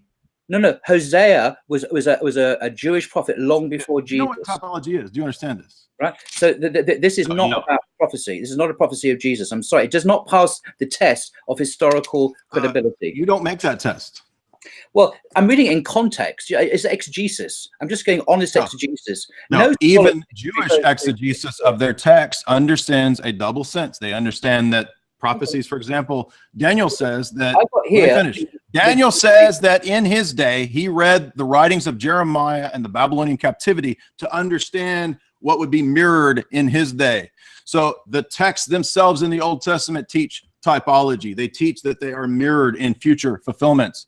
You didn't know that. You thought that it's only the historical exegesis. But the Jewish writings themselves say that the historical setting is a prediction of the coming Messiah. You already admitted this when you talked about the fact that you don't have a problem with the Old Testament prophets predicting the coming of the Messiah.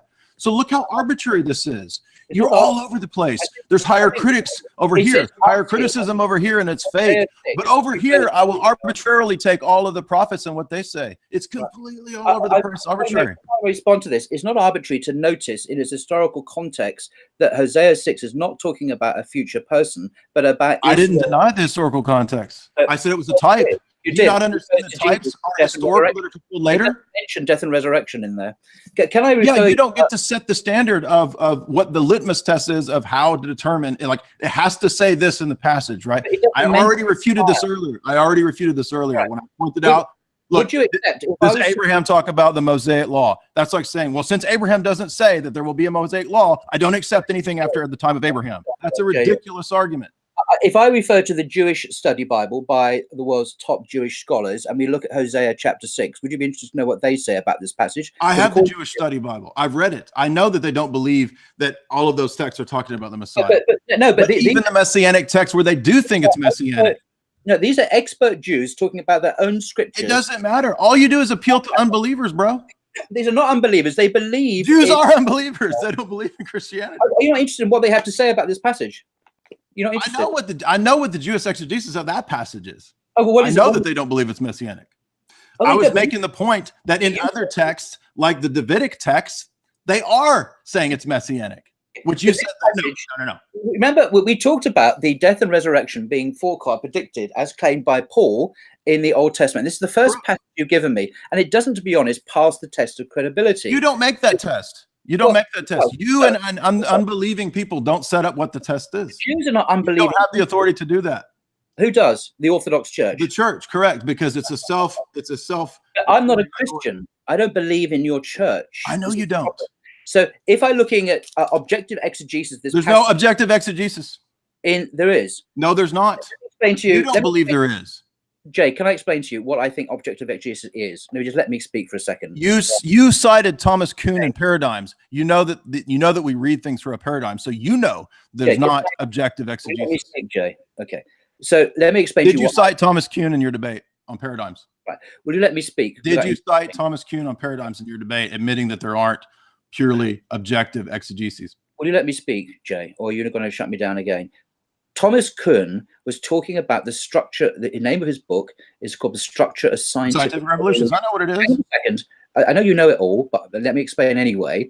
He's not talking about biblical exegesis. He's talking about paradigms. Don't you think when you interpret text, you're reading it through your paradigm? He's talking about scientific paradigms with reference to Newton, to Einstein, to Ptolemaic cosmology. It doesn't matter if it's scientific. When we interpret the world, you're trying to do scientific exegesis. He's talking about the cosmos and physics It's not different. It's a paradigm. Have you ever studied very different.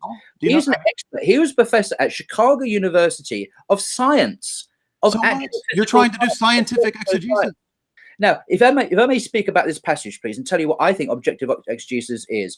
Objective exegesis, I understand it, is when you read a passage of the Bible, in this case, in its historical and literary context. Right. So we try and understand the words that they meant for the Hebrew writer Hosea in the context that he wrote them, with reference to the other passages, reference to the time, and we believe in the grammatical historical approach. When we do that with this passage, and I must say I'm familiar with this passage in the whole book, there is no indication whatsoever of any Christian themes to do with the dying and resurrection of Jesus, such as Paul claims in 1 Corinthians chapter 15 verse 3. So I will ask you perhaps to try another verse. Is there another passage you can give me that actually does talk about these subjects that Paul mentions? Well, no, because what's going to happen is the exact same approach. Let me finish. So what you're going to do is you're going to say that that's a Christian reading. Can you not hear that I'm saying that? Yes, it's a Christian reading. And can you not hear that I said it's a mirrored fulfillment? Okay. So I don't deny the grammatical historical context of what Hosea is talking about. That's in fact crucial to the fulfillment in our view, because it's a mirrored fulfillment. 70 AD is a fulfillment of the destruction that happened in 586 BC. This passage has anything to do with the future Messiah actually dying on the cross and rising on the third day? Say what? Do you think then, saying you accept now the historical reading of the text, do you think the historical reading of this text suggests at all that a future Messiah will die on the cross and rise again on the third day, as you originally claimed? Well, can you show me where it says that in Hosea chapter 6? Yeah, that's not how you do exegesis. Oh, well, teach me exegesis then. Yeah, because you in order to have your position, it has to only be the grammatical historical context. And as we see, for example, from the lifting up of the serpent on the pole, which Nicodemus is unclear about, and Jesus says in John 3 to Nicodemus that the Son of Man will be lifted up just as Moses lifted up the bronze serpent. As many people point out to you in the debates, that's called typology. It's called a mirroring. Jewish exegesis already had this concept. It wasn't invented by Christians. Okay, so the way that we're going to read the text is through our presuppositions and our paradigms. You know this because you cite Thomas Kuhn. You're trying to do scientific exegesis, so it's not different to appeal to Thomas Kuhn, because it's still paradigmatic the way that we interpret these texts. I know that you don't believe it's about Jesus. I'm saying that in the Christian worldview, in the Christian paradigm, it is about Jesus. It is a prediction of the death, burial, and resurrection, because I explained it consistently by showing that it is a mirroring of the destruction of Jerusalem. So when the minor prophets, for example, many of them talk about the destruction of the first temple in 586. Okay. Now, when you read Daniel, for example, Daniel says in Daniel 9 that when the Messiah comes, there's going to be an end to the temple and grain offerings and sacrifices, because the Messiah will come and he will put an end to that. That whole first century is the transition period from the Mosaic law into the fulfilling of the prophecies of the Gentiles coming into the kingdom of God, as all those prophets said. So that whole transition period from the birth of Christ to 70 AD, it doesn't just end in the resurrection or Pentecost or Acts. It ends at 70 AD. That's what the apocalypse is about. That's what Luke 21 and Matthew 24 are about. That's why Jesus says in Matthew 23 at the end of that chapter that all the predictions and the prophets will come upon this generation. So that means this prophecy here in Amos will come upon this generation when he talks about the covenant curses of Israel. Deuteronomy 28, which lists all these covenant curses, and Amos and Hosea talking about the divorce of literal flesh Israel. In that covenantal transaction, that's what happened when they rejected the Messiah. And Jesus, as he says in the parable of the wicked vine dressers, the kingdom will go to the Gentiles because the Jews have rejected it. That's why it was destroyed in 70 AD. It was the fulfillment, not just of what Luke 21 and Matthew 24 said. It was a fulfillment of all of these predictions back to the Mosaic, Deuteronomy 28 covenant curses. And you say, well, that's crazy. That's not what we do now. No, in fact, if you read the Apocalypse in chapters 2 and 3, when Jesus speaks to the churches, he promises them curses and blessings, just like Deuteronomy 28. It's no different. We don't deny covenant blessings and curses, but we see a unity of fulfillment from the time of Genesis, even into Moses, up to the coming of the Messiah. And all I've seen from you throughout this discussion is all over the place. You want higher criticism and complete doubt of the scriptures when it suits you. But if we were to turn that higher critical approach upon your book, or if we were to point out that it's inconsistent when you arbitrarily pick which verses in the Torah or in the prophets you do accept, right? It's totally arbitrary. So what do we go back to? It goes back to your presuppositions of the Quran. So I want to ask you on the presuppositions of the Quran, and it's you said the literal actual speech of God himself. Are the words in the Quran a reflection of God himself, or are they the words of God himself? In other words, the Quran that I hold in my hand, is that literally the incarnate words of God? Okay. Coming back then to Hosea chapter 6, I just wanted to give you the testimony of the Jewish Study Bible. It's published by Oxford University Press, and it is seen as the best critical scholarly commentary. What is a Jewish Study Bible supposed to prove? Jewish scholars. What is it supposed to prove? I say that is because I want to show you this is what the best Jewish scholarship says. What is that supposed to prove? Because I'm going to pull out the Buddhist approach to Islam and the Quran. Because let's look at the Buddhist approach to the Quran. Let me explain. If you didn't, the Jewish scriptures are the Jewish people's Bible. The Jewish scholars themselves have a word to say about their own scriptures, and what they say about Hosea chapter 6 is important because they have a voice. It's their Bible, and but they don't believe in our view. So what is this? 1140 of this esteemed publication, and you look at the commentary there. It's esteemed. I know you love to mock learning, and no, you don't know what fallacies are. You've never heard of like a basic fallacy of appeal to authority. There's no fallacy in pointing out that appeal to authority is a fallacy. Do you think appeal to authority is a fallacy? It's not a fallacy. Let me give you an example. Let me go to example. I go to my doctor. I have an Have you ever had a basic logic class? You don't think an appeal to authority is a fallacy? Okay, this is a silly argument. Let me explain why. No, it's not. An appeal to authority is a fallacy. You can let me speak. You see, you constantly interrupt. You've lost the debate. Anyway, you've lost the debate. As I was saying, no, I haven't actually. That's you said appeal to authority is not a fallacy. No, it's not a fallacy. It's a perfectly valid thing to do on occasions. And I'll give you an example. If I have an illness and I go to my doctor and he assures me that the illness is illness X. Okay, but we're debating things at a paradigm level. It is a fallacy at paradigm level. Okay, I'm talking. You're interrupting me. You're on a roll now, and you're interrupting. And the doctor tells me, "Oh, Paul, you have disease X, and you need treatment." I trust my doctor to get it right. I rely on his authority to give me information. I appeal to his authority when a friend of mine says, "I looked on Google and I've seen this website," and I don't. No, I'm trusting my doctor. That's an appeal to authority, which is perfectly valid. Yeah, but that's not at the paradigm level, Paul. We're at the paradigm level. No, I'm not talking. I'm just talking about an appeal to authority. That's all I'm saying. Yeah, that's called a fallacy, and we're at the authority. It is a fallacy. I'm sorry, Paul, but it is. You've not pointed out how it's a fallacy in the slightest. You simply said it's not a fallacy. You just claimed it's a fallacy. How is it a fallacy? I just claimed it's a fallacy. I made it up. Yeah, okay. No, well, why is it a fallacy for me to appeal to my doctor? We got to read. We got to read this. As an expert physician. And I appeal to experts. This is fallacies. You can use it as an attestation. It's just why is it a fallacy? It's a fallacy. I'm sorry, but it's a fallacy. Okay. Why is it a fallacy? Take a basic logic class, and you'll get a list of the informal fallacies. And one of the top ones there will be the fallacy of authority. Why don't you actually tell me why it's a fallacy? Just tell me what. I already have, because at the paradigm level, you can't appeal to human authorities like that. When I'm asking you a paradigm level question, you know about paradigms because you cited Thomas Kuhn. He wrote a whole book about it. I'm asking you a paradigmatic level question, and you're saying that it's not a fallacy. Paradigms today. You're obsessed with paradigms. That paradigm. Right. That's how I do. That's how I do things. No, but that's not how I do. You see, Thomas Kuhn was only concerned with the structure of scientific revolutions and paradigm shifts, nothing to do with our paradigms of the Bible. Not true. Wrong.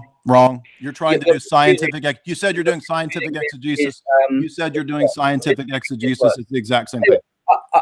You're not going to let me speak. Just to say that this Bible completely disagrees. These are expert Jewish scholars. Whoa, mind blown. Jews that are expert Jews disagree with Christianity. I honestly do not think there's any evidence from the Jewish scriptures that stated that the Messiah would die and rise again on the third day. This passage in Hosea does not say that. It does not say that. So you have failed in your efforts. Okay. All right. It's time to read Super Chats. You ready? All right. Thank you, JD, from this lurking nerd, Jolene K, $9.99. Well, thank you, Jolene. Appreciate it.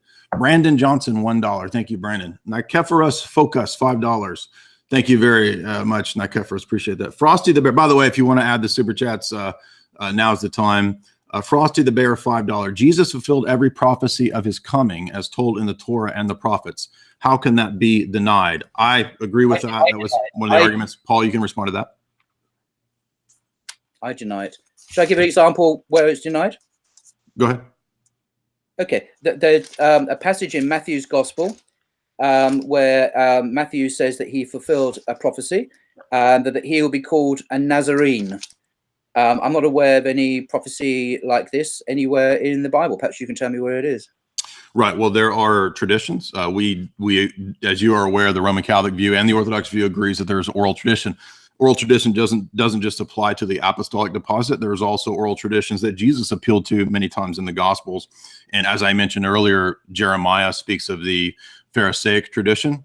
Even in Jeremiah's day, there was some corruption in the Pharisaic tradition. That's what Jeremiah criticizes in his book. But we don't think that everything that the Pharisees taught was erroneous. In fact, because Matthew 23, Jesus says the scribes and the Pharisees sit in the seat of Moses. There's no direct Torah or prophet explanation of what the seat of Moses is, but it is a succession of authority that was traditional that Jesus appealed to. So I would reply to you that that text that you're talking about is a tradition. Well, it says actually through the prophets. So which prophet do we have? Yeah, there are prophets that spoke and taught oral traditions. Yeah. So which of the prophets said that? We don't know. So how did Matthew know? Because we believe in inspiration. So in our view, men can be inspired, and also that's an arbitrary. That is truly. No, it's not. No, it's not. I mean, if you understand how Judaism worked, they had an oral tradition as well as a written tradition before the time of Christ. If I said to you, as it says in the prophets, would you automatically assume I was speaking about oral words, oral tradition? I would, yes, because that's a common apologetic argument I make. That's very unusual because the prophets. It's not very unusual. It's a common apologetic argument we make. So, okay, we got to move on. This is all right. This refers to the Jewish prophets, and there are no Jewish prophets that ever said that. That's my point. So. Lieutenant CHF $5. Thank you, Lieutenant. Spec 7 Re 82. No comment on this. I'm waiting for your papacy series. It's going to come. I promise you, Spec. There will be a treatment of the history of the papacy coming soon.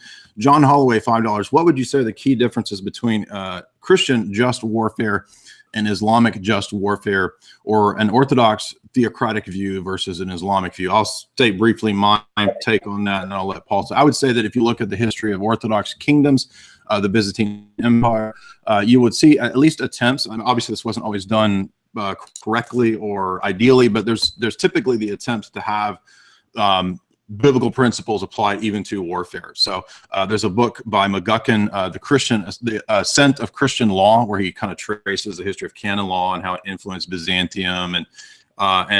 So in my view, I would say that we try to apply. You could look at something like the Catholic view of just war. I mean, that's, the Roman Catholic and the Orthodox perspective historically have been kind of similar on just war theory. Paul can feel free to answer his view of theocracy.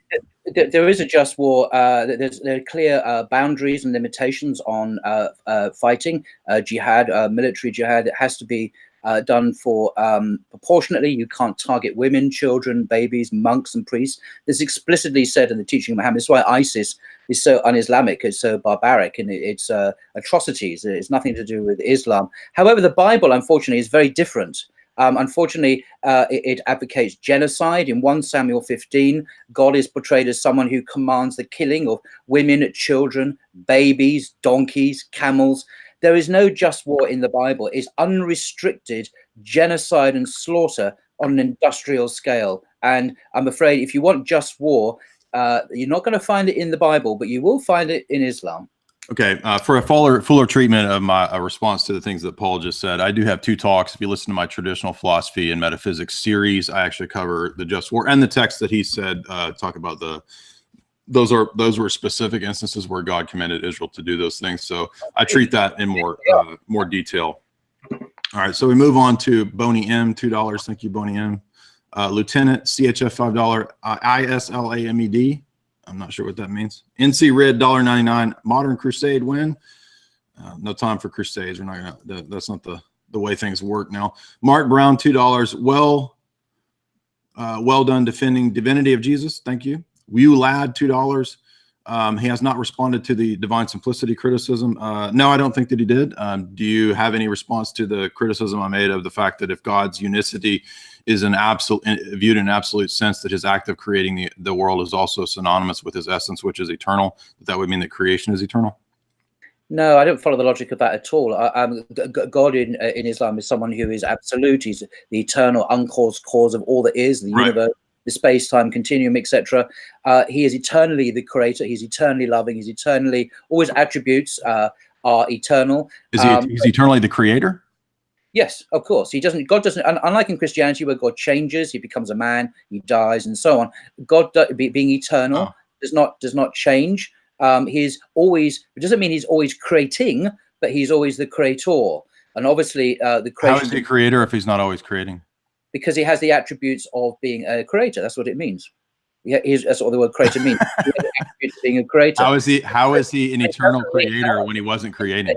Always creating, any more than he has the attribute of glory and love and compassion, that he is always in our space-time sense doing those things. Yeah, but this is different because if he's he's eternally creator, then what's he a creator of eternally?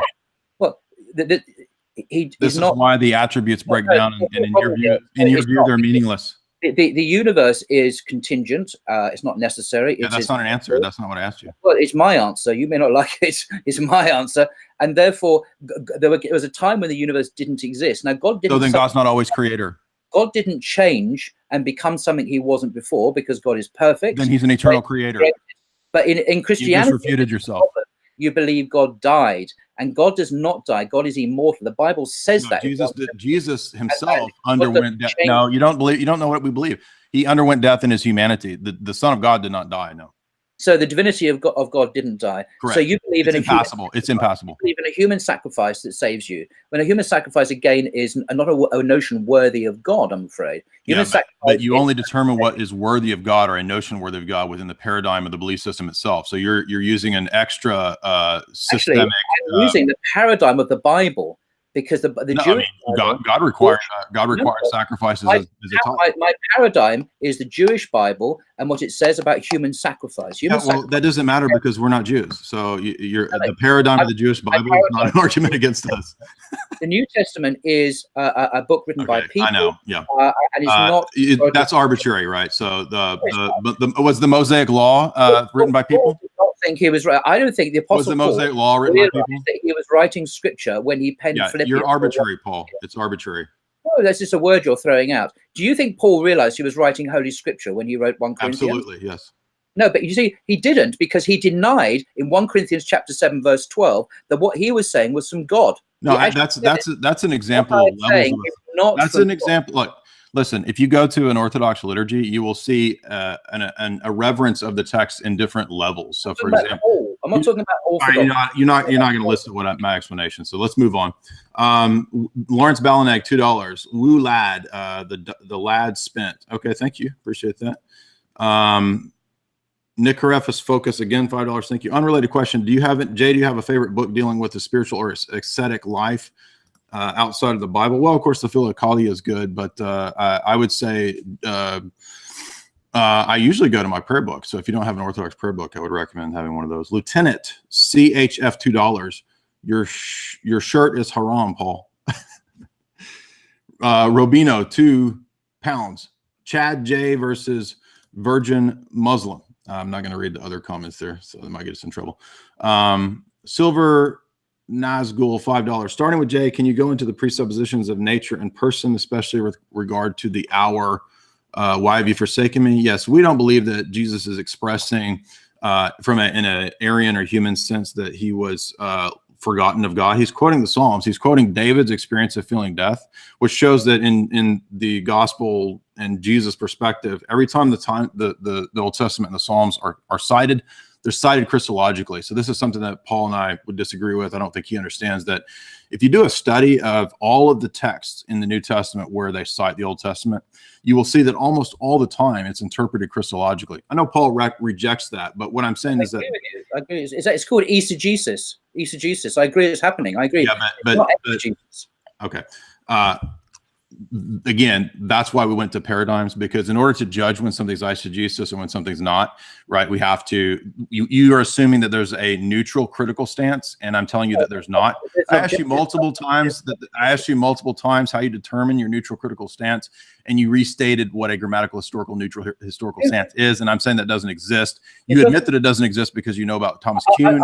You said that Thomas Kuhn doesn't apply because he's talking about science, and then you said that your approach is scientific exegesis. So you don't understand paradigms, and you don't understand philosophy in that regard. There's a question, Jay, about the Quran there. Do you want to deal with that? Someone gave you $5. Well, we've got which one? Oh, it's a bit further up. You did I miss one? It's about Trinity and Mary and what in the Quran. Oh, I missed that. Okay, let's see. Beware Yaneb. Ask Paul why the Quran got the Trinity wrong, includes Mary. If Allah is the true all-knowing God, Quran 5:116. This is a misunderstanding. If you actually read the passage, it doesn't mention a Trinity at all. It says here, and I'll read the quote, when God says, Jesus, son of Mary, did you say to people, take me and my mother as two gods alongside God? He will say, that's Jesus, may you be exalted. I would never say what I have no right to say. If I had said such a thing, you would have known it. So he's basically denying that that he ever asked people to worship him as God or his mother as God. Yet they're both being given divine titles by Christians, by Orthodox Christians particularly, who are very who load Mary with these divine titles. And the Quran, it corrects this. It's that neither she nor Jesus ever claimed these divine titles for themselves. Okay. Well, again, I quoted at the beginning of the debate in Luke early on. You have Elizabeth saying to Mary, who am I that the mother of my Lord? Lord is a divine title in the New Testament.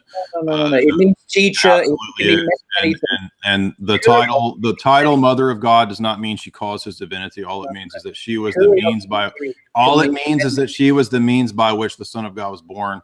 Paul should know that, but he's acting like he doesn't know that Christianity teaches that. No one worshipped Mary as God. Tony Bless. I believe they do still now.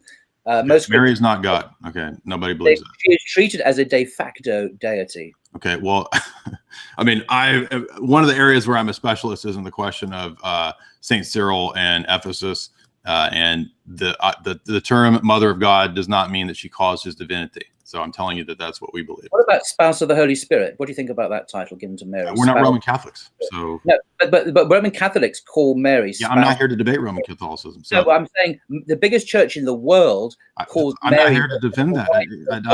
Okay. Therefore, this Quranic criticism is still very relevant today. Okay, Rubino. I'm going to try to make sure I didn't miss these. Okay, some of these are a little lewd. I'm not going to read the lewd ones. Rubino, J. Dyer, invite English humorist Paul Williams. I don't get it. Pepe sells who's buying $3. $3 for the Triune God. Honk.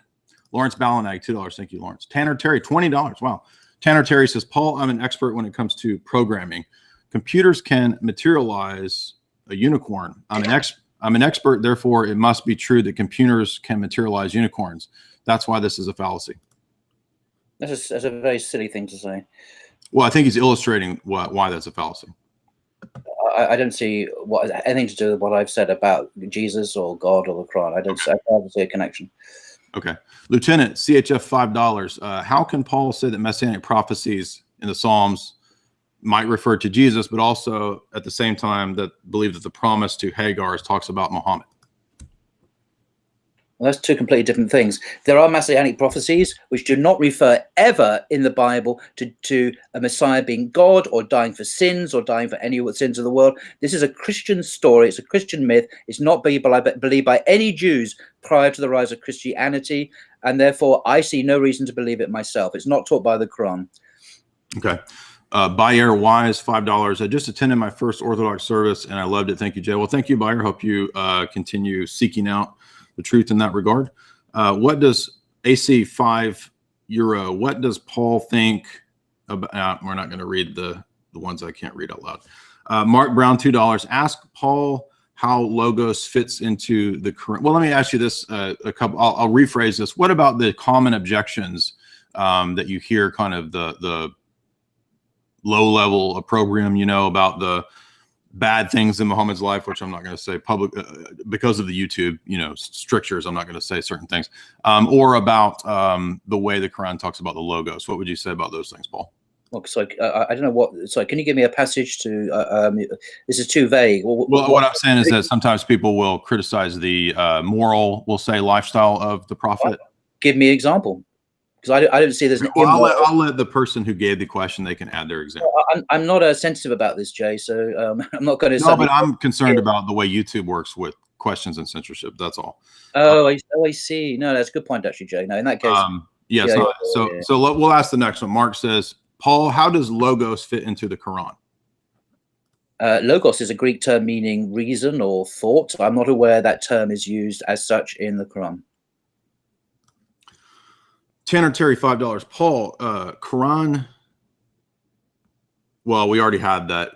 Tanner, we already had that that question about 5:116. Grand Moff Alexander, $5. Lads, I haven't seen a stream this lit in a while. Well, thank you, Grand Moff. I hope you enjoyed it.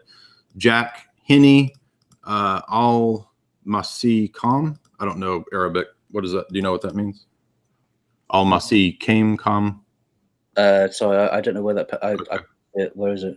Rubino, $2. Last donation. Thank you for this great stream. Well, all right. Well, thank you. Let's see. Do we have any more? I don't see any more coming in, but. Well, that was heated. I'm glad that that it got kind of hot. The audience always likes a little bit of heat. I did enjoy it, even though we got heated. I hope it wasn't too. No, I'm happy, and it's a bit cold here in England, so I don't mind a bit of heat at all. Okay. Let's see. I'll let you, if you want to give out your website. I'll put everybody's link, our links below, and if I remember the questions that were asked to me, I'll put links to specific answered questions as well. Paul, do you want to let everybody know what your website is and where they can find you and what you'll be up to?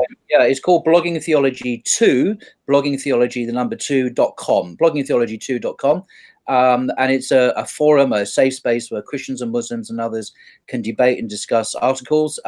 There's no restriction on what people say, as long as they're not abusive. And you're welcome to stop by, read the articles, comment, disagree. Disagreement is absolutely fine. You can say things you disagree with about Islam. I'm not sensitive about that at all. There's another question here. Spec 7499. He says, isn't there only one Quran because the others were destroyed if they conflicted? Is that true? Not really. That's a myth. What happened was, at the time of Uthman, he was the third caliph in Islam in the 7th and 8th centuries. Islam was spreading throughout the Middle East and what we call, Iran and the Middle East and North Africa. It was mainly an oral recitation, and non-Muslims obviously were becoming Muslims as well. And the purity of the original the original recitation was changing, and people were noticing that different kinds of there's a danger of the Quran becoming corrupted. And what Uthman decided to do, he created this codex, basically, with all the agreement of the companions, and they collated together all the written records of what Muhammad had given them about the Quran says, and he created this text, which was then copied, and copies of it were sent out to the various parts of the Islamic Empire, and all the other copies were ordered to be destroyed because they might contain errors. They might have been written down when someone misunderstood something, thousands of miles away from Medina or Mecca. So that was the purpose. It was to protect the purity of the original revelation. And so it was, all Muslims now accept that the Uthmanic Codex is the original codex. And Western scholars, I know you hate this, but Western scholars accept this and they see it as historically reliable. Okay. I did have a couple questions about the uploading the stream. I'm not giving people permission to upload all of my streams, just this stream. If you want to upload it, I don't care. But just please have a link to the channel.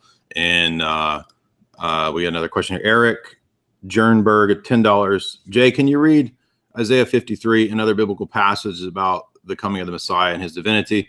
I mean, I'm sure that Paul has a pat response to that. I mean, obviously we think that the suffering servant and these texts do refer to the Messiah. They do talk about his suffering. But again, we disagree at a paradigmatic level. What do you think about those texts, Paul? It's a good question. I'm frequently asked about this by Christians. I just want people to notice one thing. Read Isaiah 53, and do you ever notice a Messiah ever mentioned? It's not mentioned. And in fact, the Isaiah 53 is the fourth of four servant songs, as scholars call it. I know you hate mentioning scholars. I apologize for. No, it's just that it's arbitrary because the fact that Messiah isn't. You have these arbitrary categories. You say because the text doesn't say the Messiah, it's not the Messiah. You erect arbitrary categories about it. If I can just continue, there are four servant songs, as I think Jade knows full well. This is the last. The servant is clearly identified as Israel itself. This is a poetic passage. It's a figure of speech. It is understood now by Hebrew scholars, as it was then, to refer to Israel itself in captivity in Babylon. Jews don't have that exegesis of messianic passages, by the way. That's something that you've made up to explain away what it is a messianic passage. Well, what I'm saying is that this passage doesn't speak of a Messiah. It doesn't mention a Messiah. It doesn't have to mention it by name, Paul. I already dismantled this argument. Because you can't say it's a messianic passage and then it never mentions a Messiah. That's kind of a very weak argument indeed. Okay. You've got to have some evidence. So any text, how do you know that a text has to have the term Messiah in it to be a messianic prediction? Because the Jews don't view it that way. Because you could then say any passage of the Old Testament I choose arbitrarily, and I'm going to use your word now, it's entirely arbitrary which passages you say are messianic or not. Isaiah 53, in context, if you read Isaiah 52 and Isaiah 54, nobody denies the historic context. To Israel. It's not about Messiah. We agree because of the context. We agree about the historical context, and then there's a mirrored fulfillment. Okay, so there's no denying that mirrored fulfillment in the Jewish scriptures. I'm sorry, that's not. But you're not understanding that even the Jews believe that David was writing about David and the coming Messiah. Okay, can you grasp that? Isaiah 53 is not a mirrored anything. It's talking about Israel. I'm talking. All the messianic prophecies are a historical reference to their day and to the coming time of the Messiah. What's the evidence of that? Jews typically do it that way. Well, where's the evidence for that? Where's the evidence for that? Look at any Jewish list of what the messianic prophecies are. They will talk the Jewish study Bible that you have. I have that same Jewish study Bible. When they talk about messianic prophecies in the Psalms, they don't deny that it's also historically about David. The idea, the Christian belief is very clear. I just refuted your point. Hang on. That God became a man and died on the cross. That's not an answer to the question about predictions. That's not an answer to what I just said about exegesis. Don't override me. This claim, which Paul says in 1 Corinthians, is actually referenced in the Jewish Bible, is without any foundation whatsoever in the Jewish scriptures. Isaiah 53 doesn't get you out of that hole, I'm afraid. It doesn't mention the Messiah. It doesn't mention the death of the Messiah. It doesn't mention. Well, you have arbitrary categories that the Jews don't. You appeal to the Jews. You appeal to the Jews. You appeal to the Jews, and when Jews read the Psalms of David, they think they're messianic, and they don't all mention the word Messiah. You made up your own category to escape the force of the argument. Can you cite me a single Jew who believes that? We're going to move on. Abu Qura. We're going to move on. Abu Qura, $2. Enjoyed this. Traditional Christian, £5. Can you explain Paul using appeal to authority with scholars and vis-a-vis his doctor analogy? I don't know if you're asking me or him. I don't understand the question. I think it's you, actually. Let me reread this. Can I explain Paul using appeal to authority as in like a fallacy with scholars vis-a-vis his doctor analogy? I'm sorry, I can't. I don't understand the question. But I'm appealing to authority when I see my doctor, but you seem to think it's a fallacy. And how is it a fallacy? Because we're at the level of paradigms, and at the level of paradigms, you can't appeal to a lesser authority to validate the paradigms. Paradigms. It's a simple. I'm asking you paradigmatic questions, and you can't grasp a logical point. A logical point. You said it's a logical fallacy. Yeah, you don't understand what meta logic is. You don't understand how worldviews work. My doctor on his authority to correctly diagnose my illness. It's not that is not a paradigmatic level question. Going to the doctor and getting sick and using that as an analogy is not a paradigmatic level question. Not a logical fallacy. Therefore, it is a logical fallacy, Paul. Go look up any basic list of logic. I studied it. I did a degree. Oh, nobody cares about your degree and where you studied. That's a fallacy too. That's a fallacy too. Appeal to consensus. Appeal to popularity. Appeal to prestige. That's a fallacy. That's a fallacy. Paul, I do logic. That's a fallacy. How's that? No, you're obsessed with. I don't care. It means anything. You're just throwing it around like confetti as if this proves anything. It doesn't prove anything. No, it proves that you don't know basic logic. That's why you lost the debate. Agree. Do you want me to, I'll go to my library now. I'll show the textbooks I used. Are you that arrogant that we care that you go to some fancy library and pull out textbooks? Nobody cares about where you went to school. That's not how a debate works. You lost because you didn't know what a basic fallacy was. That's where you lost the debate. You lost because you never actually pointed out. It's not a fallacy, Paul. It's not a fallacy. Appeal to authority is a fallacy. Why is it? Why is it a fallacy? Just tell me. Just tell me now why it's a fallacy. Don't laugh. Okay, for the fifth time, it's an appeal to authority. It's a fallacy because, especially at the paradigm level, you can't appeal to a lesser authority to vindicate something that is paradigmatic. Okay, that's why. I didn't understand any of that sentence. It's circular. I didn't understand that sentence, Jay. I didn't understand that sentence. I know you didn't understand that sentence. That's why I've repeated it 10 times in the debate. No, I still don't. So we're done. Okay, I can't keep going on this all day. We've been going for a long time. I've got other things I got to do. We can schedule another debate. This has been I think really cool. Again, so Paul's. I'll have his links below. Glad it got heated. Don't want to get too heated. Don't want things to continue on. I'm going to have to get out of here in a minute. I can't keep going forever, even though this was a lot of fun. Okay, so thank you guys. Paul, thank you very much. I appreciate it. Forgive me if I was too passionate, but I do get very passionate about this. That's fine. Don't worry, Jay. I like it. Jay, finally, I like your passion. I appreciate your integrity. I appreciate your passion for truth, passion for the truth. And we can certainly schedule another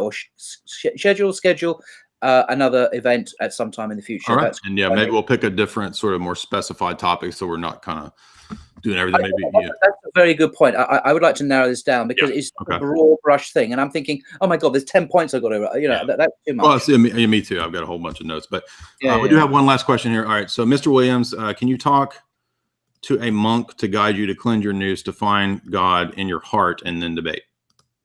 So that's. Well, I didn't understand I didn't even understand the question. What was the question again? The question was, would you be willing to go talk to a monastic person and learn about the Orthodox Church? Is I think what he's getting at. Well, what I did was when I was a Catholic, I went to Court Abbey on the Isle of Wight, which is a very conservative, traditional Catholic monastery. It's a contemplative community, and I've often been there on retreat, not as a Muslim, but before I did. So.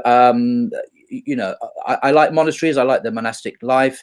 I like the silence and the reverence and the spirituality and the good food usually. So I don't feel a need now to go back to a monastery and hang out there. Okay. I think they were talking about an Orthodox monastery, which would be different from Roman Catholicism. But anyway, all right, I'm gonna have to end it. This has gone on. It was very enjoyable. I appreciate his approach. He was able to deal with my heatedness, and God bless everybody. Thank you for watching. And again, I stress, you can upload this discussion, but please, that's not giving you permission to upload all of my other videos and talks. Those are all mine. Ask me for permission. This one you can upload as long as you put links to the talk. And anyway, have a good night. Thank you very much. Assalamu alaikum.